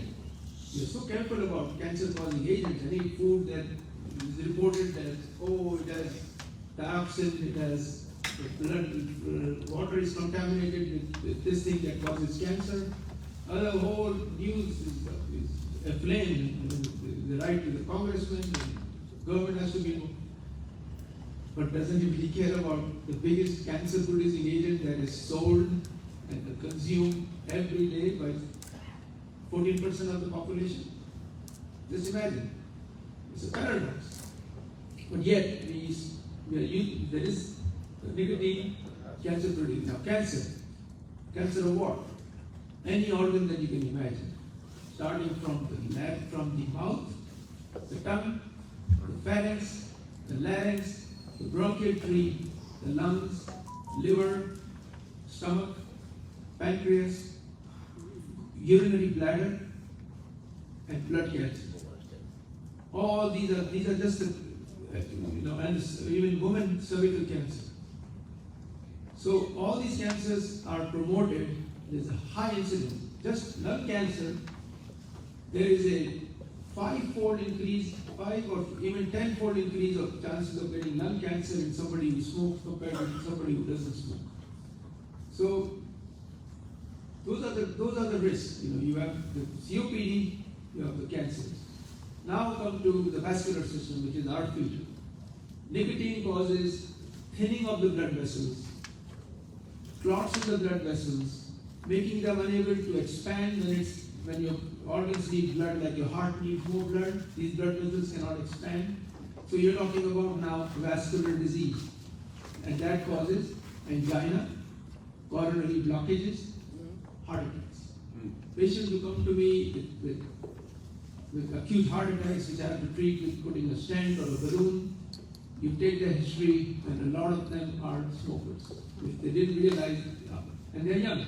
They come in the 50s and 60s, or even 40s. So that's the risk, heart attacks. Same thing now applies to the blood vessels of the brain. Talk about strokes.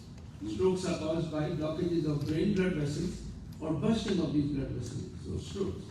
So high incidence of heart attacks, high incidence of strokes. Talk about blood vessels going to your legs. Thromboangiitis obliterans is a disease in which these blood vessels become narrowed down to the point you cannot walk without getting pain in your calf muscles, and that's called the peripheral vascular disease. Talk about blood vessels to the kidneys. If they get narrowed down, you get high blood pressure. Imagine how many people have high blood pressure. And some of them it's caused by smoking related injury to the blood vessels. So you can imagine that it's a universal poison. A universal poison that affects every system of the body and harms it. So the question arises that Brother Many said, what do we do? We can give you lectures all day long and show you all kinds of statistics. In fact, you don't have to believe me. Just go to the website cdc.com. Your biggest health department here is the CDC. Look at their website, just put smoking in Google and then take you and give you all these statistics, all these numbers, and then tell you what to do. So, of course, determination, Allah's help, dua, all these things have to be started. And if you are a true believer, you will follow these commands that you are not supposed to harm your body, you are not supposed to commit slow suicide. So then you start about what is the practical way to deal with this? How do I get rid of it? So let's talk about the solution now. So first thing you do, of course, is if you have a doctor, a family doctor, if you have time, make sure you discuss with him what should be the mechanism or what should be the measures that you can take. You have decided you want to quit. Now you want to know practical ways of how should I do it. So many things are available to you in order to quit.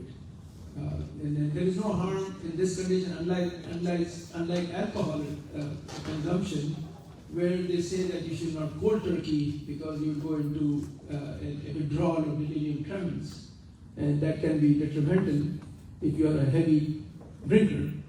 In smoking, you can cold turkey. If you just decide one day to take your box of cigarettes and throw it as far away from your house as possible, and not smoke anymore. And I have patients who have done that, and they actually tell me that on March the 3rd, 1974, I quit smoking. So they know the date. It's that important for them. He said, I'll never touch smoking cigarette again. So there are people who have done it and can be done. You're not going to die. You're not going to die. You're going to be miserable. You're going to fight with your wife, or the other way around, fight with your husband. You're gonna be very angry. And what you're gonna do You're gonna raid the fridge more and more because you're depressed, so you're gonna eat more. You're gonna try to find solace in chocolates and candies and whatever food you can get your hands on. And you're gonna gain weight. It's common. People who quit smoking start to gain weight. But that's okay. I mean, it's not going to hurt your body as much.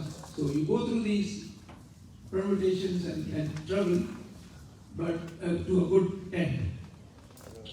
Then, if that is difficult for you, then there are ways to help you. You'll have a craving for nicotine because the first few days that you quit, you have a craving. And then for the craving, people have discovered is nicotine gum, which has small quantities of nicotine in it. You chew the gum, gives you that little fill up feeling, and it will reduce your craving. There are patches that you apply. There are 3 doses of the patches. These are all available over the counter now. You don't even have to need a prescription from a doctor. Read the instruction. There are 3 levels. There are 3 doses of the patches. The high dose and the medium dose and the low dose over a 6-week period. And you try to wean yourself off slowly, and you quit. But you should not be smoking when you're applying these patches and all that. Okay? There are drugs available to reduce the craving. And these drugs are also to be prescribed by your doctor, and they can help you quit smoking. And last but not the least, what was invented was the so-called e-cigarettes. Let me tell you about e-cigarettes. E-cigarettes, of course, they are nothing but a device in which you have a liquid that contains some nicotine. And when you turn it on, there's a battery and it produces heat, and you smoke it.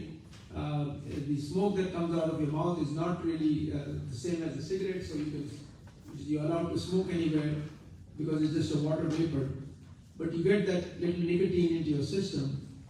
Now, they introduce that for a good purpose, and that is to help people just like nicotine gum and patches to help them quit smoking, so that they have this feeling of if they're addicted to this something between their fingers, then they have that something between their fingers if they want to show off and look cool, so they have something to look cool.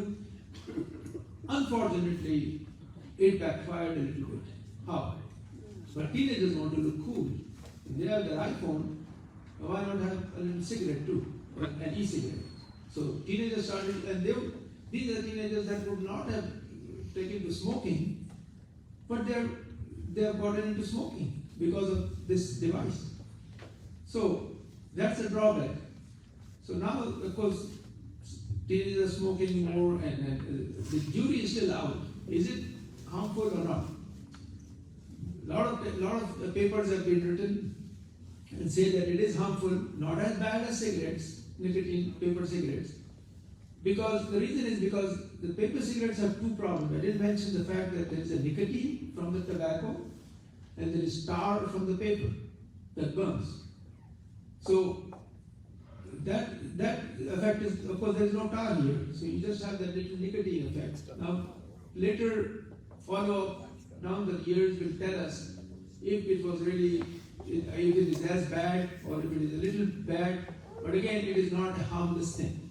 It is not harmless. Those who have not smoked should not get into it, just for the sake of it.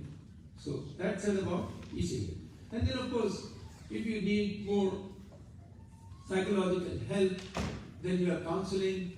You got people who will, people have tried acupuncture. People have tried, all kinds of different mechanisms to help you quit. Whatever works for you, but quit you must. Why? For the reasons we mentioned. You're not doing yourself a duty. Not only that, you also, if you smoke, and you smoke in an environment where some people smoke inside the house, because mostly you don't, but you're giving secondary smoke. Now I've got examples where kids told me, patients told me that when they were kids, their father smoked all the time inside the house. So they got secondary smoking. That's illegal. You're hurting a child. Right? You're hurting the child's health. You're liable. You're liable. Your dad is liable to if he has hurt you in childhood, and also hurt his spouse, and she gets cancer of the breast. So that is just a side effect. Secondary smoking is also bad. Okay. So overall, in summary, I don't want too long because I believe in short speeches. And my bottom line, my summary is that it's still a problem in this country, in abroad where I come from, in Pakistan and India. It's a huge problem. Why? Because like in anything else, unfortunately, I have to tell you that the industry here is greedy. And when they started selling, with these tobacco growers in Virginia, North and South Carolina, they needed to be supported. The government supported them. You won't believe it, I've seen ads from 70 years ago, old vintage ads, that say smoking is good for asthma, and this is recommended by your doctor, Dr. So-and-so. These were the ads that were given to people to smoke. They never have heard that certain general warning that was not there. This is all later on. And these cigarettes were exported all over the world. And believe me, American cigarettes come in boxes that are hard to resist. They are golden boxes, pencil edges, lemonade, beautiful boxes, and they are full of 20 cartons of cigarettes. And they're actually smuggled.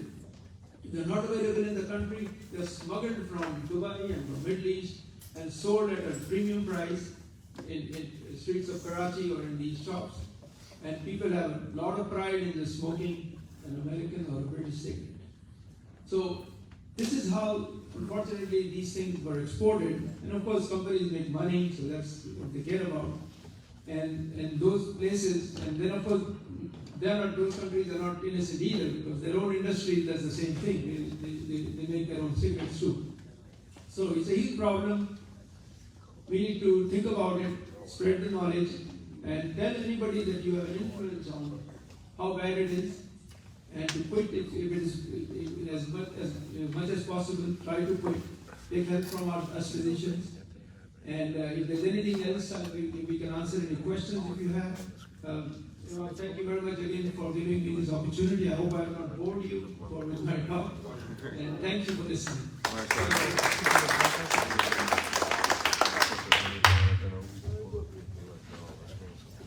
Doctor, it means so much, SubhanAllah. There's so much. I really wish we could publish all this in a manual or something, but hopefully that when all of you, if we do have your contact information, especially your WhatsApp, and we forward this video to you, then please share it with all of your contacts. Now, without any further ado, I'd like to bring up Sheikh Dr. Waleed Beksuni. He's the Vice President of Al Maghrib Institute, and also he's the Imam at Clear Lake Islamic Center. Alhamdulillah, Brother Waleed.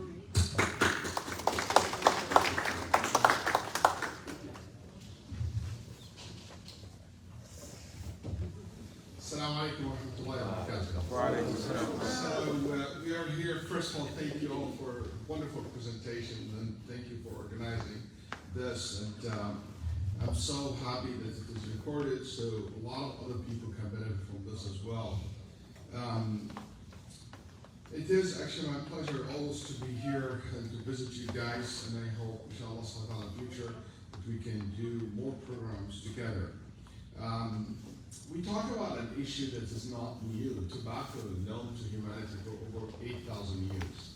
So we've been knowing tobacco for quite a time, but I don't think in history we ever had as many users of tobaccos as we have today. I don't think in the past tobacco was so changed and modernized in a way that formed to cigarettes as we see today. You talk about 1.3 billion users worldwide, 1.3 billion users of tobacco, and they expect this number to go to 1.6 in the next 2 decades, unfortunately. I don't want to repeat, a lot of my information has already been addressed, but I just want to make sure that when we talk about tobaccos here, I'm talking about cigars, cigarettes, especially from the Islamic perspective, the ruling. Hookah, shisha as well, even electronic cigarettes, same ruling for us as we say. Also, any form of basically consuming the whatever in the content of cigarettes into your body, taking the tobacco, putting underneath your you know, in the side of your mouth just to chew on it. The same rules, okay? We don't even gonna be touching another important subject maybe that should have its own talk about marijuana and smoking, you know, different type of drugs, and people talk today that it is harmless. It's not harmless. It's the same thing you hear today about some doctors' marijuana. That's the marijuana is good for your, cigarette's good for your asthma. Just wait for 20 years down the road and see all these, you know, people who come who have no fear from Allah subhanahu wa ta'ala to give the wrong, or maybe they're ignorant, to give the wrong advice. Muslim scholars, since this is an old thing, you'll find the Muslim jurists spoke about smoking from a quiet time, even not long time ago. Some of the fuqaha, like Bahuti, the Egyptian scholars, Ibn Abdin, they talk about cigarette and it's haram. They talk about people live in the 16th, 17th, in the 17th, the 18th century, and they talked about it and said it's forbidden and it's not allowed. Today, across the board, every major Muslim council for fiqh or fatwa, from Al-Azhar in Egypt, Saudi Arabia, everywhere you go, you will find that Masjid At-Tawhid, Jordan, any committee of fatwa you will find worldwide, they agree that it is forbidden and it's not allowed for a person to use cigarettes. So it's an act, it's considered a sin in Islam. It is because, obviously, what you just heard from the expert, and they gave many evidence, and Dr. Ma'an did a great job in showing you. He didn't even mention the detailed evidence, but just to kind of recap what he said, there is a group of evidence, each one of these group of evidence lead to one conclusion, that smoking is halal. For example, all the evidence that speaks about you're not allowed to harm yourself, and we heard some of the verses that you used, and we heard what the doctor's saying, you know. Cigarettes is not only nicotine. You know that cigarettes that people smoke, it contains 4,000 different chemicals. Over 4,000 different chemicals. Among them, 70 known to be an agent for cancers. No direct link. There's no assumption. You know, nicotine, lead, ammonia, benzene, carbon. There's so many. Maybe I'm sure. Just do a quick research. You will find an amazing amount of information about this. You know, so it is absolutely something very harmful. Also, there is a study was by the Royal in England, the Royal Society. They published in their journal. They said if you take two cigarettes, and that's was published in 1977. They said if you take two cigarettes and you take the nicotine from these two cigarettes, concentrate it, and you shoot someone with them, with that shot will kill the person. The only thing you don't die immediately, it's the same thing that Dr. said, it's just over a period of time. But if you take that concentrated nicotine and you put them together in one shot and you basically inject someone with it, will kill the person. 100 million people died from tobacco-related diseases in the 20th century, and without action taken, 1 billion people could die this century. You know, one person dies every 4 to 5 seconds in the U.S. from tobacco-related diseases. Every 4 to 5 seconds. Tobacco kills up to 50% of its users. You know, 20% of the death in the U.S., that's before COVID, obviously, you know, are related to, I don't know about COVID, this is 2020 and 19, but 20% of death related in the U.S. are related to tobacco disease. You know, it is the gateway to drugs. So harmful, yes, absolutely. You know, and I want to say also about the orgila, the hookah, because that became quite common. You know, that hookah, half an hour of hookah is equal to 100 cigarettes. Yeah, a lot of people say, oh, hookah is much better, it's easier. No, cigarettes, actually it is. If you want to go less evil, will be cigarettes, because it has filters and things of that nature. But this one is straightforward. And also there's a study shows, especially where I came from, when we talk about like foreign countries or outside country, Muslim country, fortunately, like an Arab country, hookah is very common, you know? And shisha. Shisha is one of the main source for hepatitis, you know? Because people use the same one and basically they get infected. It has double the amount of nicotine that cigarettes have. So that means you can be more addicted to hookah more than just cigarettes.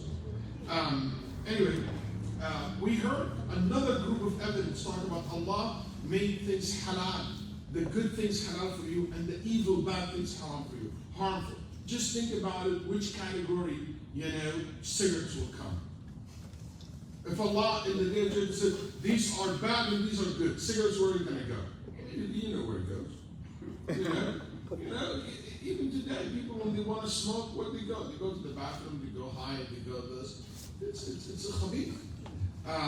Also, there's plenty of evidence in the Quran to talk about you're not allowed to harm others. Plenty. Sheikh mentioned some of them. Just to remind you of the categories of each category have plenty of evidence.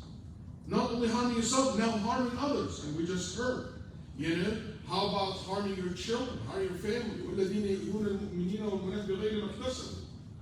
You know, you're not allowed to harm anyone. Qatada said you're not allowed to harm dogs and animals.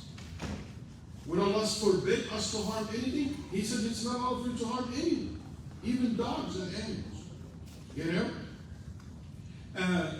Even in Fudayl ibn Iyad, لا يحل لك أن تؤذي كلبا أو خنزيرا بغير حق. And Fudayl said you're not allowed to harm a pig or a dog unfairly, or to treat them unfairly. A pig and a dog. So what about harming your own family, your Muslim brothers and sisters, your fellow humans who are around you? You know? And al-Muslim and Salim al-Muslimun min lisani wa yadihi. Al-Muslim is you're safe from.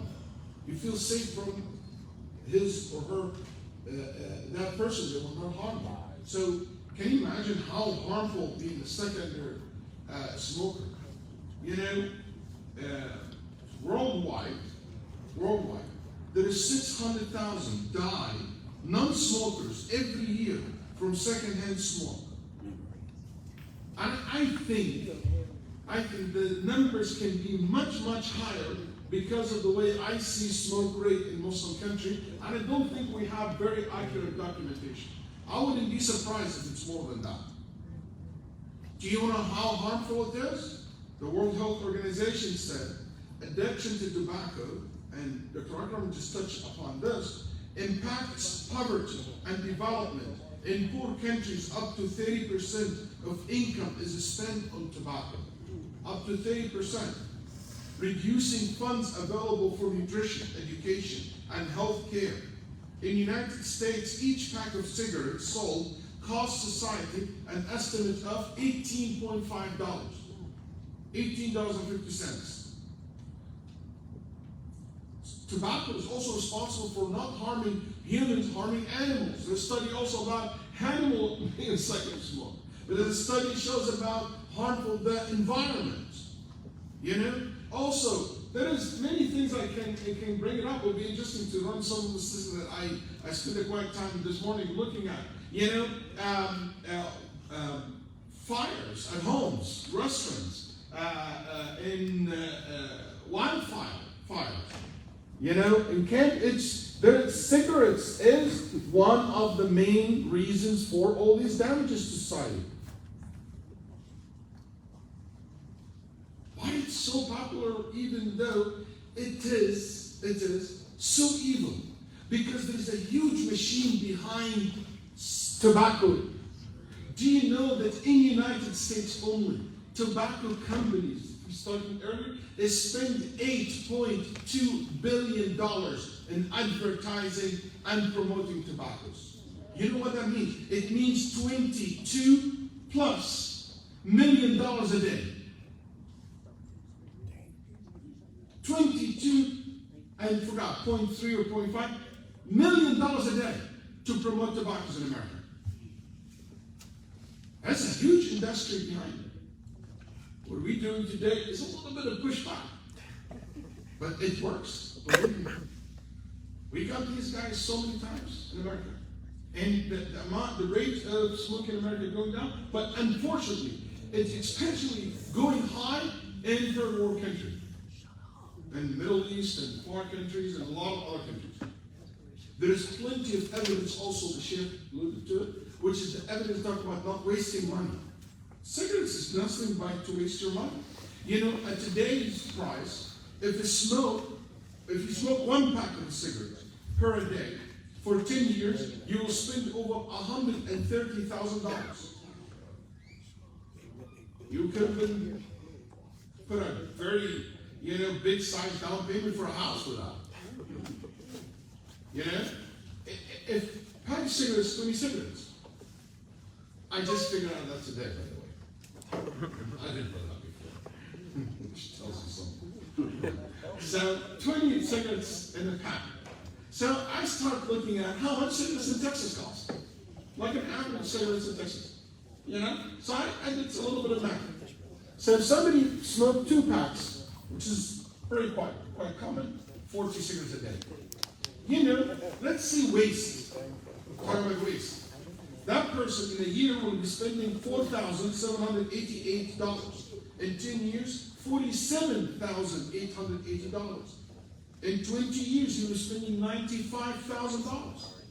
$90,760 in 20 years. Then there is something more important than money, which is what's more important than money? Health. What else? Time. Money cannot buy time. Money can help you a little bit with your health. Get a good doctor, give you some good, maybe, help you a little bit. But time, money will never help you with it. You cannot retract back your time. So, an average person spends 5 to 6 minutes smoking one cigarette. Okay? So, talking about wasting time. A day, and that means in a day, you will spend 120 minutes doing nothing but smoking. That's 2 hours. In a month, 3,600 minutes. That's 60 hours. If we take in 10 years, that means you spend 7,200 hours of smoking in 10 years. That comes in the day of judgment, 7,200 hours of doing nothing but smoking. How many persons you have seen smoking? Alhamdulillah, Bismillah, making dhikr. Usually smoking comes from backbiting and watching and doing things. Unfortunately. Just for fun, okay? Just for fun. Do you know what's the length of a cigarette? I didn't even know that. There's like different. There's the largest one is 120. We call it the long cigarette. So I took an average one. It's about 3.25 inches. The cigarette. So I said, if somebody smoked 2 packs a day, you know what that means? In a day, you will be smoking cigarettes of the length of your cigarettes will be 130 inches. So I said, okay, let's play with this a little bit. How long is your cigarettes if we could put together all the cigarettes that smoke for a month? And I found that it is 325 feet. In a year, if you put all the cigarettes this person's smoked in 1 year and you put them next to each other, just for you to visualize how big of a deal cigarette is. In a year, how long that cigarette will be? It's 22.46 miles. In 10 years, your cigarettes will be as long as it is from here to Dallas. It's 224.6 miles. That's almost from here to Dallas in the last 10 years. Can you imagine how big of a accomplishment? Anyway, And he said, I'm saying this because one of the evidence also we can use to say why it is haram, because anything yasud an dhikrillah, anything prevents you from engaging in dhikr, it is haram. Or engaging in salah. Have you ever seen someone smoking while they're making salah? No, you can't. You don't smoke while making salah, or reading Quran, or going to the masjid. It actually takes the people quickly outside to go smoke in the masjid. It is prevent you from dhikrullah. And that's one of the evidence that we have also why it is haram. I think about smokers. And I have family members who smokers now. Like everybody who smokes, guide and help them to quit. There is a very interesting hadith. The Prophet ﷺ said, there is the example of a person who's in a good company and a bad company. Like someone who sells perfumes. Good company is like good friends, like one who sells perfumes. Either he gives you some perfumes and you smell good, or you smell something good. While the other bad person, if you're in a bad company, it's like the blacksmith, who either will burn your clothes, or you get all the smokes and the fire, the smoke comes to you and bother you. I said, subhanAllah, that's exactly what happened when you married to a smoker, or you have a smoker at home. He either burned your clothes with his cigarettes, okay, or you just get that bad smell. Nabi Sallallahu said, and this is important for people who are falling into smoke, كل أمتي معافى إلا المجاهرون. My ummah, anyone who is to commit a sin in my ummah, Allah subhanahu wa ta'ala will be so grateful and merciful with them. But there is a threat that Allah will not treat them in such way. Who are they? The one who commit these sins openly, careless. What's more openly? What more being careless than you blow your smoke to your God every day? Like this. What more challenging attitude and disrespect to Allah can be more than this? Be careful. Be careful. Sometimes when I go to the masjid and pray behind someone or next to someone smoking. Smoke is worse than the person saying if you eat raw onion, don't come to the masjid. Wallahi, smoke is worse than this raw onion. Your clothes, your breath. You heard good points related to how to quit. But I want to give you from my area, my special place, which is from a religious perspective. Everybody talk about this. You have to be committed. A friend of mine was in Mecca, and he was shooting an episode for the TV. So he said behind me, this big friend.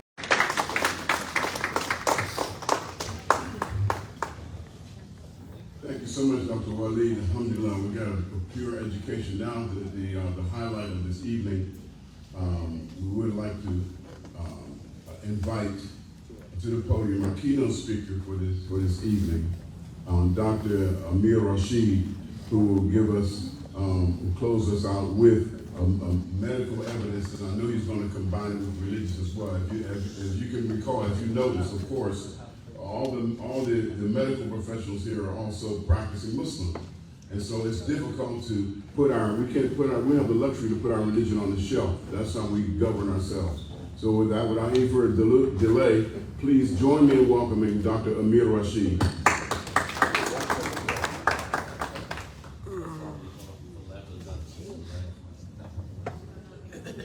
My introduction, I'm the last speaker. So inshallah,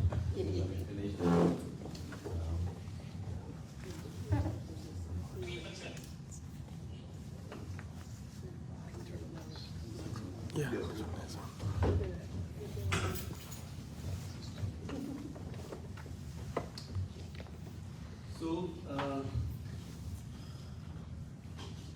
this is the married man. And we see he's controlled by someone. Right?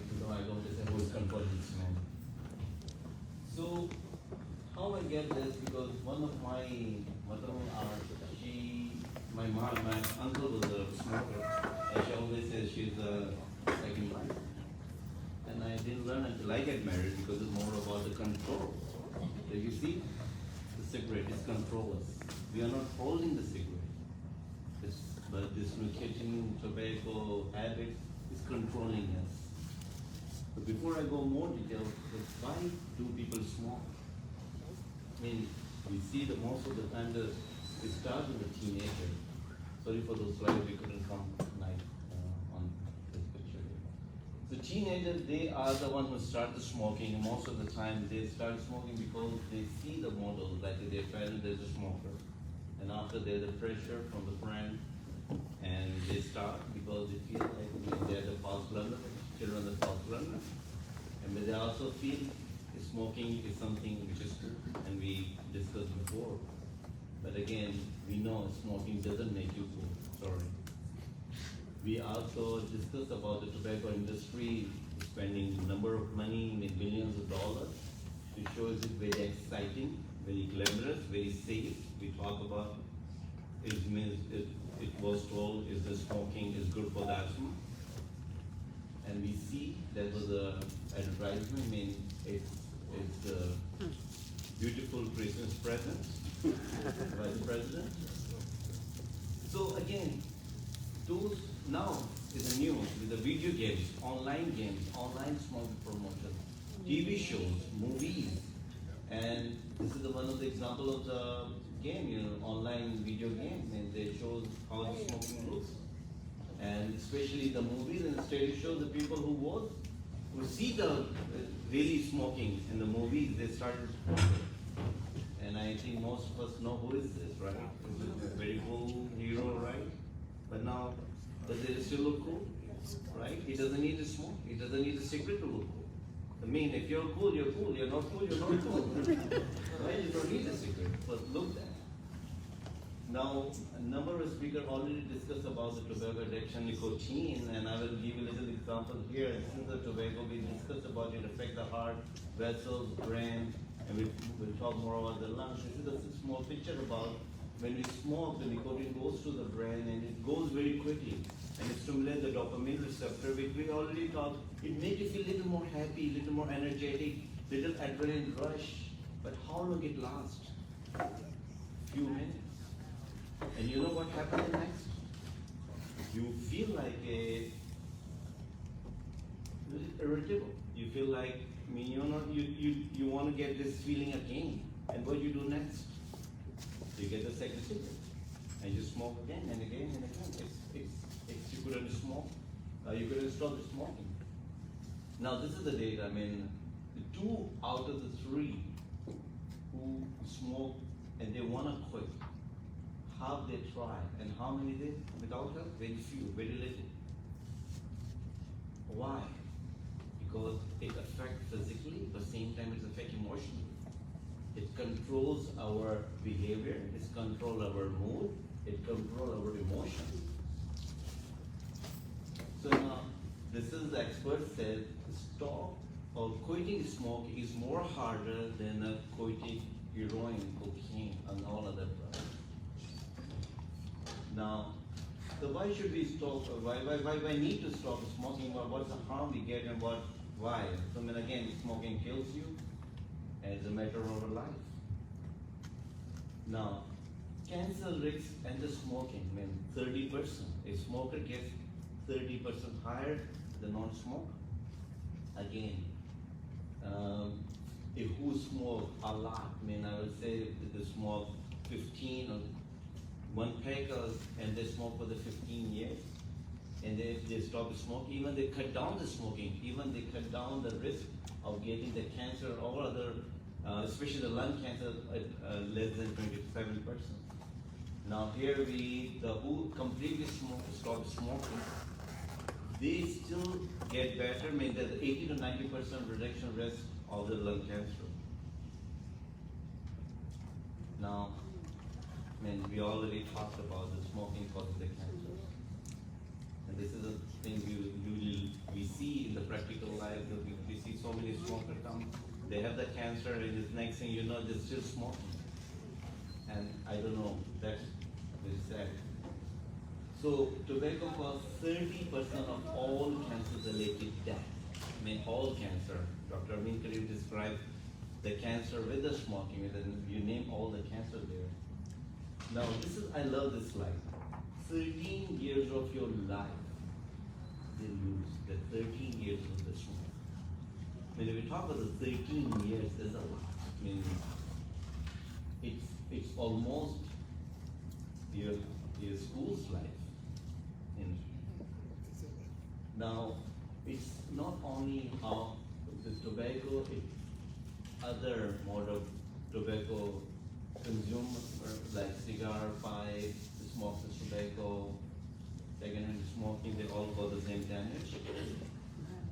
Now we talk about the cigarette smoking and the cancer. The lung cancer is the most common, and 90% of the patient,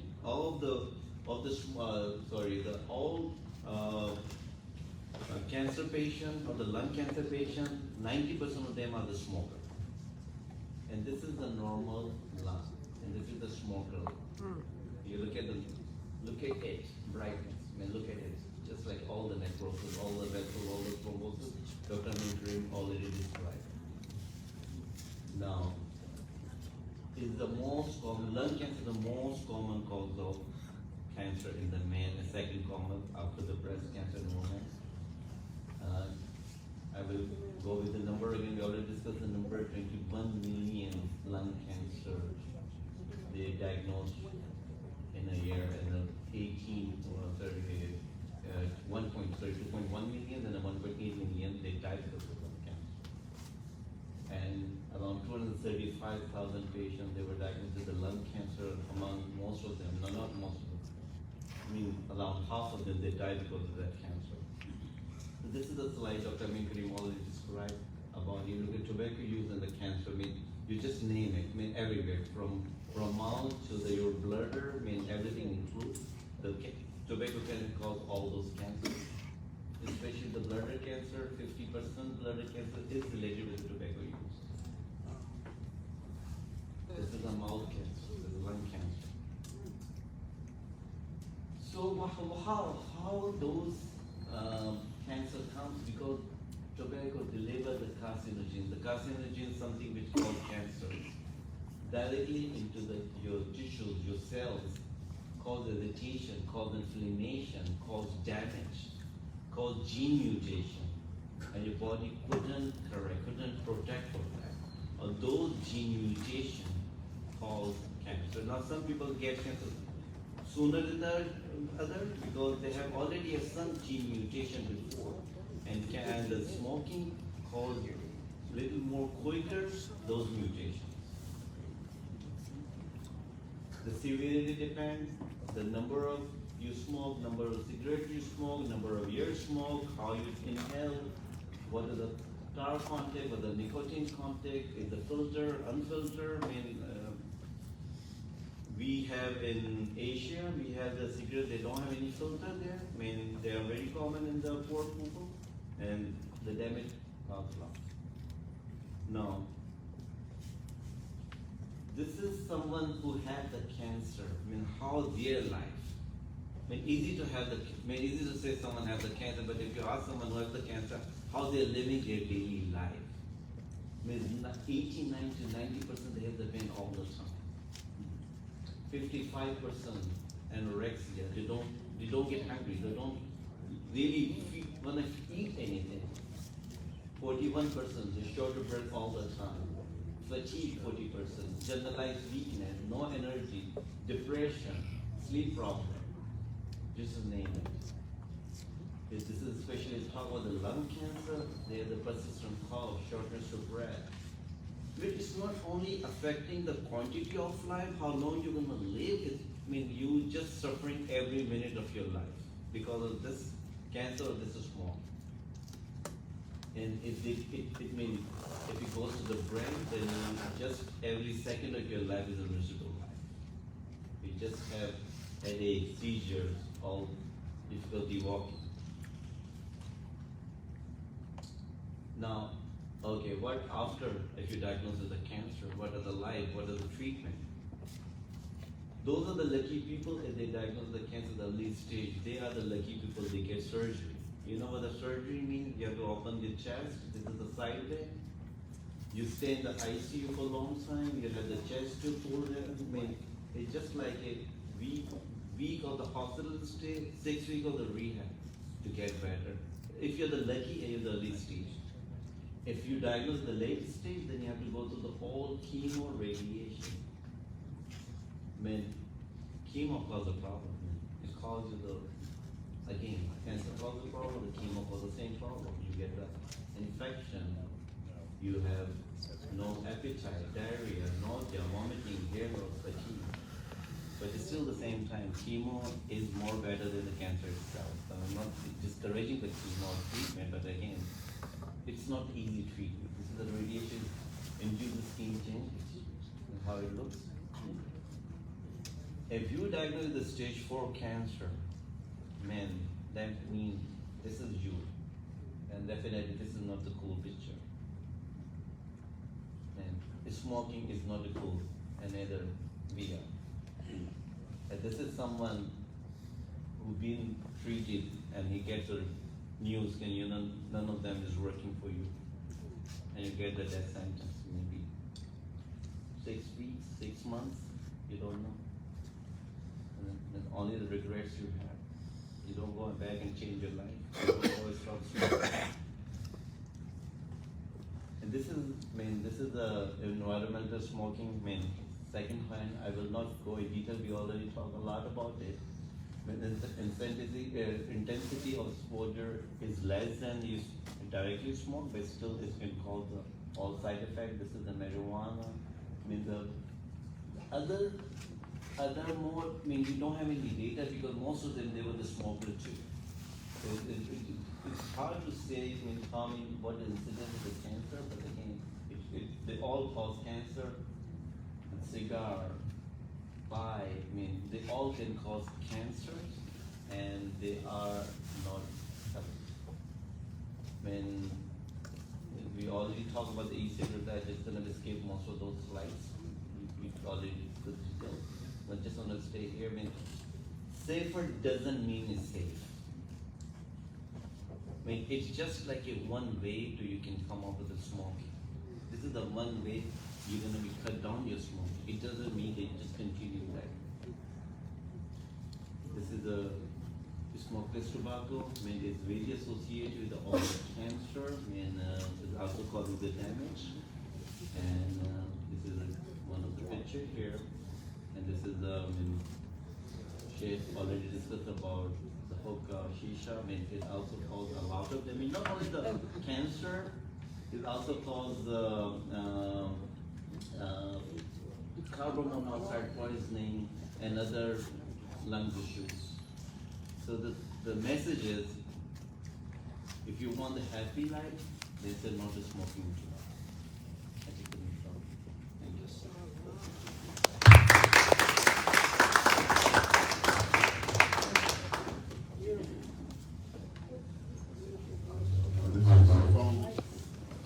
Thank you so much, Dr. Rashid. I think we had a full and informative evening. As we begin to draw to a close, we do have a couple of moments to spare, so we have a microphone set. If anybody would like to approach the microphone to ask any of our panelists a question, I'd like to ask Dr. Waleed, and who else goes back down? And Dr. Yaman to come, and Dr. May.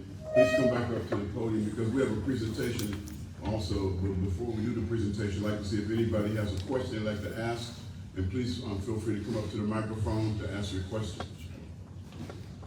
Make sure it's turned on. The mic is turned on. Make sure the mic is turned on. There's a switch on it.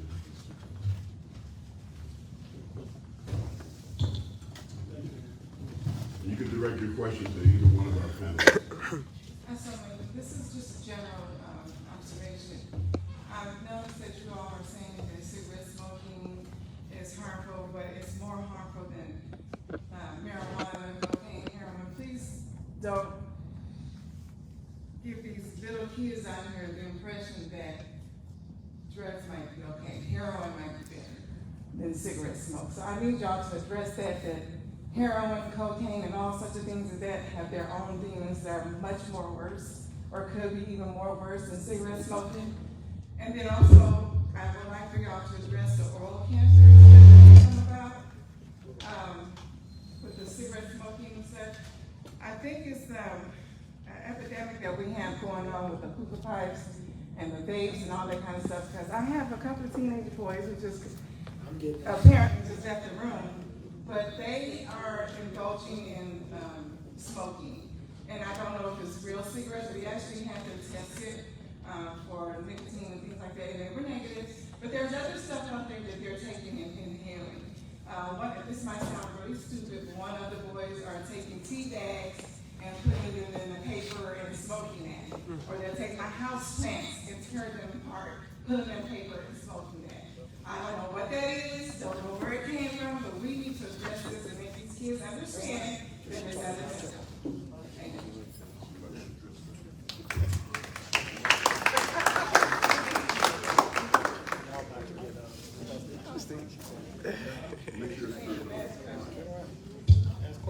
Assalamu alaikum. What the lady said is absolutely makes sense.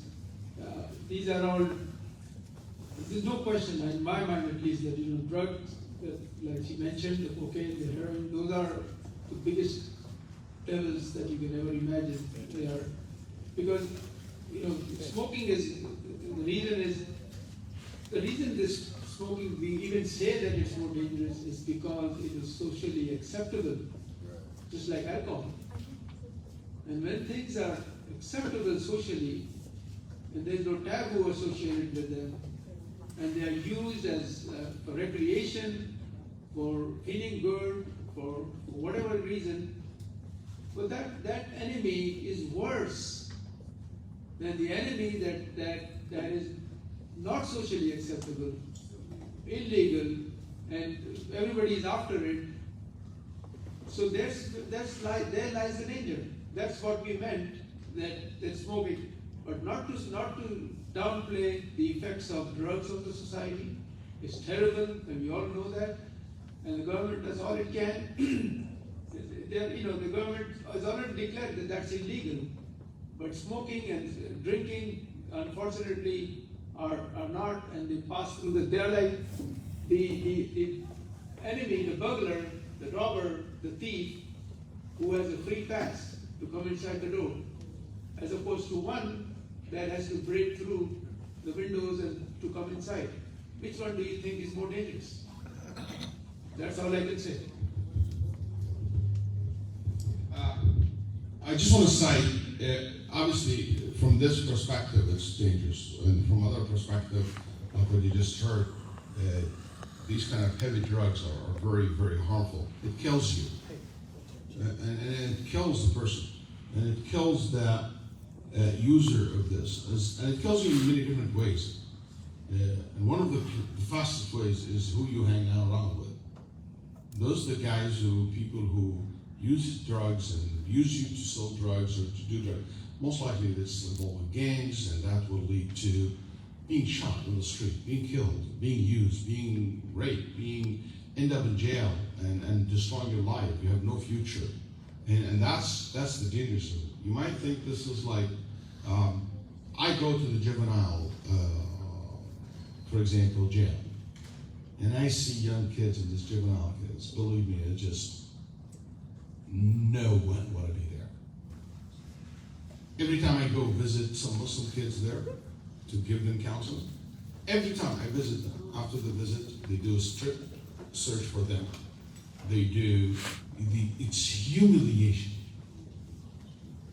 And the amount of abuse and bullying and things that happen there, I've been hearing about from the kids there, it's unbelievable. You don't want to go. That's juvenile, that's a nice jail. Just if you go even farther, that's even worse. And, that's one thing. There is another also, we have to be smart. I know when we're young, we kind of fool, we do a lot of fool things, but we have to use your brain. You have to be able to know that this is body that God has given you, Allah has given you. It's trust, you have to take care of it. You don't just inhale anything, you put some tea bags and you inhale them and you light up. It doesn't make you cool. I think a lot of time we think just because I'm, smoking something, I'm cool. No, you're not. That's not cool, even in front of people. And the people who think you are cool, it's not worth for you to care about them. Son, daughter, you need to change the circle of people that you hang out with. You need to have better people to hang out with. You know, those people are not going to be there when you're on like this pictures, laying down in bed, you know, and going to chemo treatment and you dying. Those people are not going to be there for you. We're trying to impress. You know, if you want to have a satisfaction or to get, you know, high on something, you know, don't get high on drugs. Get high on being ambitious, sports, you know, competitions that is allowed, being healthy, you know, these are things that can get you motivated and get excited. There's more of like, I advise people who have family have to look at that. You look for mentors and people to talk to the kids about these things. But be very, very careful what you consume in your body. I like one of the slides says, it's not because it is saved or sacred means you are saved. Right? It doesn't mean you're saved. I don't believe Any other questions?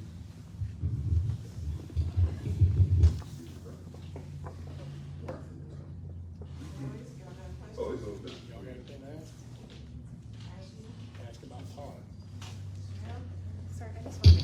Okay, was there any other questions? Yeah, there is one. Is that one of our nurses? Oh, this is gonna be a good one, Doc. This is one of our nurses. She works with Dr. Yaman. I have my mom hat on right now. Okay. So I just want to say, like for the kids, I always tell my kids, and you guys said it too, it's the people that you surround yourself with. That's going to be the key to get you through like this period in life. Because I know you guys are just in it right now, and I totally get it, being a school nurse and all that stuff, but it's the people that you hang around with. So if you have people that are hanging around you that are like trying to give you cigarettes and alcohol and stuff like that, those people don't mean you any good. You know, those are going to be the same people that are on the corner begging for money, like in the next 5 years. So just keep that in mind. Surround yourself with good people that are positive and that are doing things with their lives. That's all I have to say. You know, every once in a while I speak to the young group that comes to our masjid, our youth night, and I tell them that time flies. It seemed like only yesterday that I was trying to impress my peers, junior high and high school. But I call back home sometimes to get a roll call, and they say, well, he's in the nursing home, or she's dead, or he's struggling on drugs, or she got HIV. And, you know, the people I was trying to impress aren't even around anymore. You know, so the time flies. Was that another question? Please approach the microphone. My question is, if someone smokes and they get counseled on that, would that be considered suicide on the day of judgment? If somebody gets counseled from smoking, would that be considered suicide on the day of judgment because they're capable of smoking?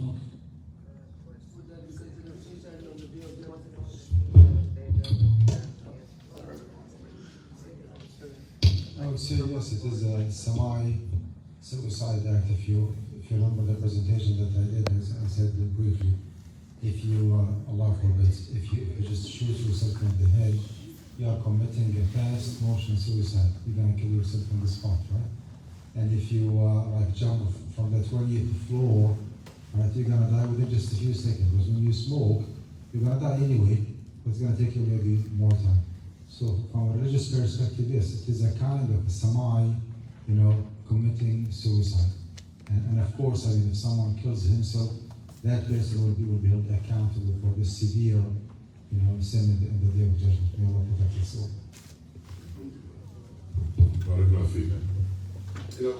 Before we go to the closing part of our program, one day I was in Cleveland and I was driving to the masjid. And there was a brother who I knew, his name was not important, and I stopped, I knew where he was going, I stopped to give him a ride. So he was smoking a cigarette.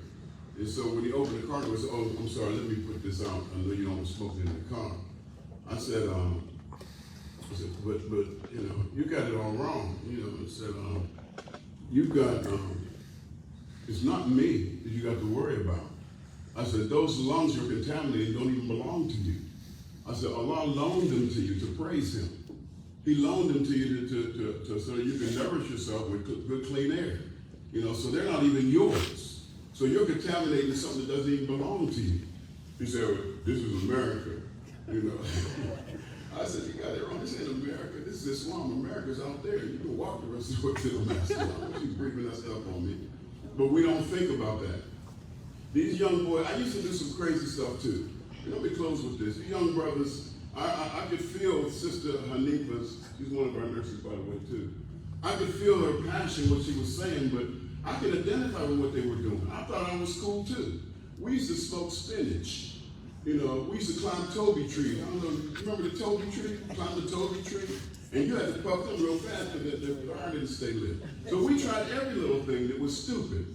And all the things that we tried, trying to impress each other, the ones that I was trying to impress aren't even around anymore. So believe me, you know, you're gonna pay for it. It's not like you think it is. You think you're having fun now, but it's not really what you think it is. Now you can play around all you want to, but the God who loaned you those, he's gonna repossess it. And when he repossesses, you gotta be prepared. Are you prepared to stand in front of him and explain? This is where I come to the realization of when I came to Islam. Am I prepared to stand in front of Allah and explain the things that I did that just made me feel good? Or am I prepared to have a clear conscience? So let's just try that. The only thing we can do today, brothers and sisters, is just share this information. The Prophet Muhammad, peace be upon him, said it's the duty of those present to give the information to those who are absent. You know, and I told the Dr. Rashid, I was telling him earlier, that I understand. I didn't accept it, and I didn't like it, but I can understand why a lot of people didn't want to come to this. Either they're smoking, they think they're safe, or they're not smoking, and they think that they're safe. But nobody's safe unless we really understand exactly what's going on. And there's a lot of information I got today that's really going to help me to encourage other people. You know, so in our closing, because we still have a little time, our timing is still good. Our time is still good because it's about almost 15 minutes before the sun sets. We have a final presentations we'd like to offer. First of all, let's give all our panelists a round of applause for them. And I'm going to ask them, when we forward you this video, please, in your spare time, share it with others. You know, I would like to, I have some friends in some of the networks, and I'm going to try to get if we edit this properly, get this on PBS, you know, and share it with the rest of the world. You know, I'll put it on YouTube so that we can put a link in an email or any place instead of videos are big and they're difficult to go through. And WhatsApp doesn't affect more than 30 megabytes. So if you put it on YouTube, it's free. And have a channel for Tawhid, Masjid At-Tawhid, have a channel. Put it on YouTube. Just the link can then be copied and sent with WhatsApp, email, just regular message, anything. Good. That's great. Great. And I don't want to put you on the spot, but can we get your commitment to come back in 1 year with an update on the same information? Thank you. Okay, I have some special presentations. They're not expecting this, and they didn't charge us an honorarium. Don't leave the stage yet, Dr. Oh, okay. But I wish that we could have given an honorarium, but we can't. So the best thing we do is give a small token of our appreciation. The first, and they're not in order, they're not even in alphabetical order. I just grabbed them from the stack. We'd like to thank Brother Manny Al-Quda, please come up. And I want to read one of them, and the rest of them will say the same. Smoking, a medical and religious perspective, certificate of gratitude for participation presented to Sheikh Dr. Manny Al-Quda, PhD, for encouraging with his presentation a more proactive consciousness toward a healthier community through the abstinence of using tar and nicotine products which contaminate bodies, souls, minds, and the air that we all must breathe. On this date, May 22nd, and it's signed by my assistant, Brother Salim, and myself. May Allah bless you. We appreciate you. The next one says the same, and this is for Sheikh Dr. Waleed Basiouni, PhD. Dr. Waleed, we've been friends since I came to Houston, and he's also another strong supporter of Masjid At-Tawhid. And in a matter of fact, he helps to make sure that we're able to take care of the poor and the needy at the end of Ramadan. So get ready for next year. I got more people coming.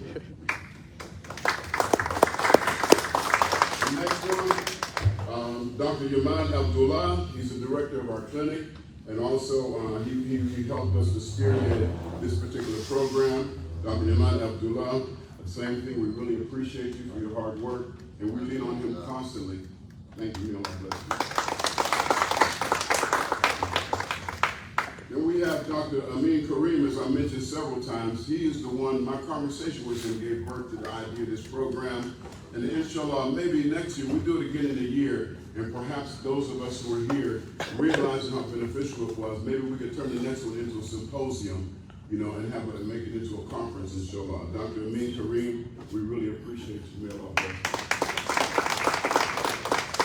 Now, our keynote speaker, I did put his last because it's a special presentation. Before I give you the presentation for the Masjid, Congresswoman Sheila Jackson Lee said something to him, and I'm going to read hers.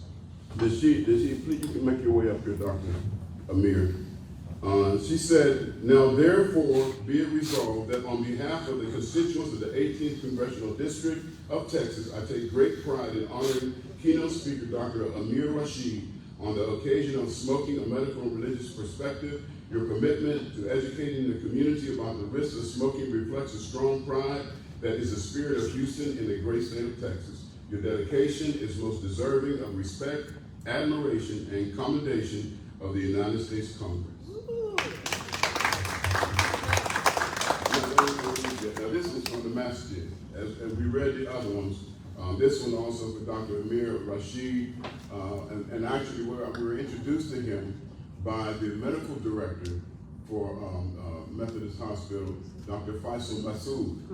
He was unable to come because he's traveling overseas right now, but he highly recommended Dr. Amir. I'm glad that we met you. We hope we'll stay in touch and hope we don't have a program like this before we can talk again. And in fact, I'd like to formally invite the brothers, Dr. Mang, yourself, and everybody. You're the only ones that hadn't been to the Master. You know, Sheikh Waleed has given a foot bus there. Of course, Dr. Yaman is a mainstay. But like you come by Masjid At-Tawhid and take a tour and see what we're doing over there. May Allah bless all of these speakers and all of you for this kind attendance. We're going to need help cleaning up after we pray Salat al-Maghrib. Get a head start Maghrib. The brother can call you down short in about 10 minutes, and then we can get a head start. We appreciate everybody's help. May Allah bless you. We appreciate you. Let's close with the recitation of Surah Al-Asr. If you know it by heart, recite it with me. If you don't know it, just listen and say it in your heart. Bismillahirrahmanirrahim. إن الإنسان لفي خسر إلا الذين آمنوا وعملوا الصالحات وتواصوا بالحق وتواصوا بالصبر إلى آمين. Assalamu alaikum. May Allah bless all of you.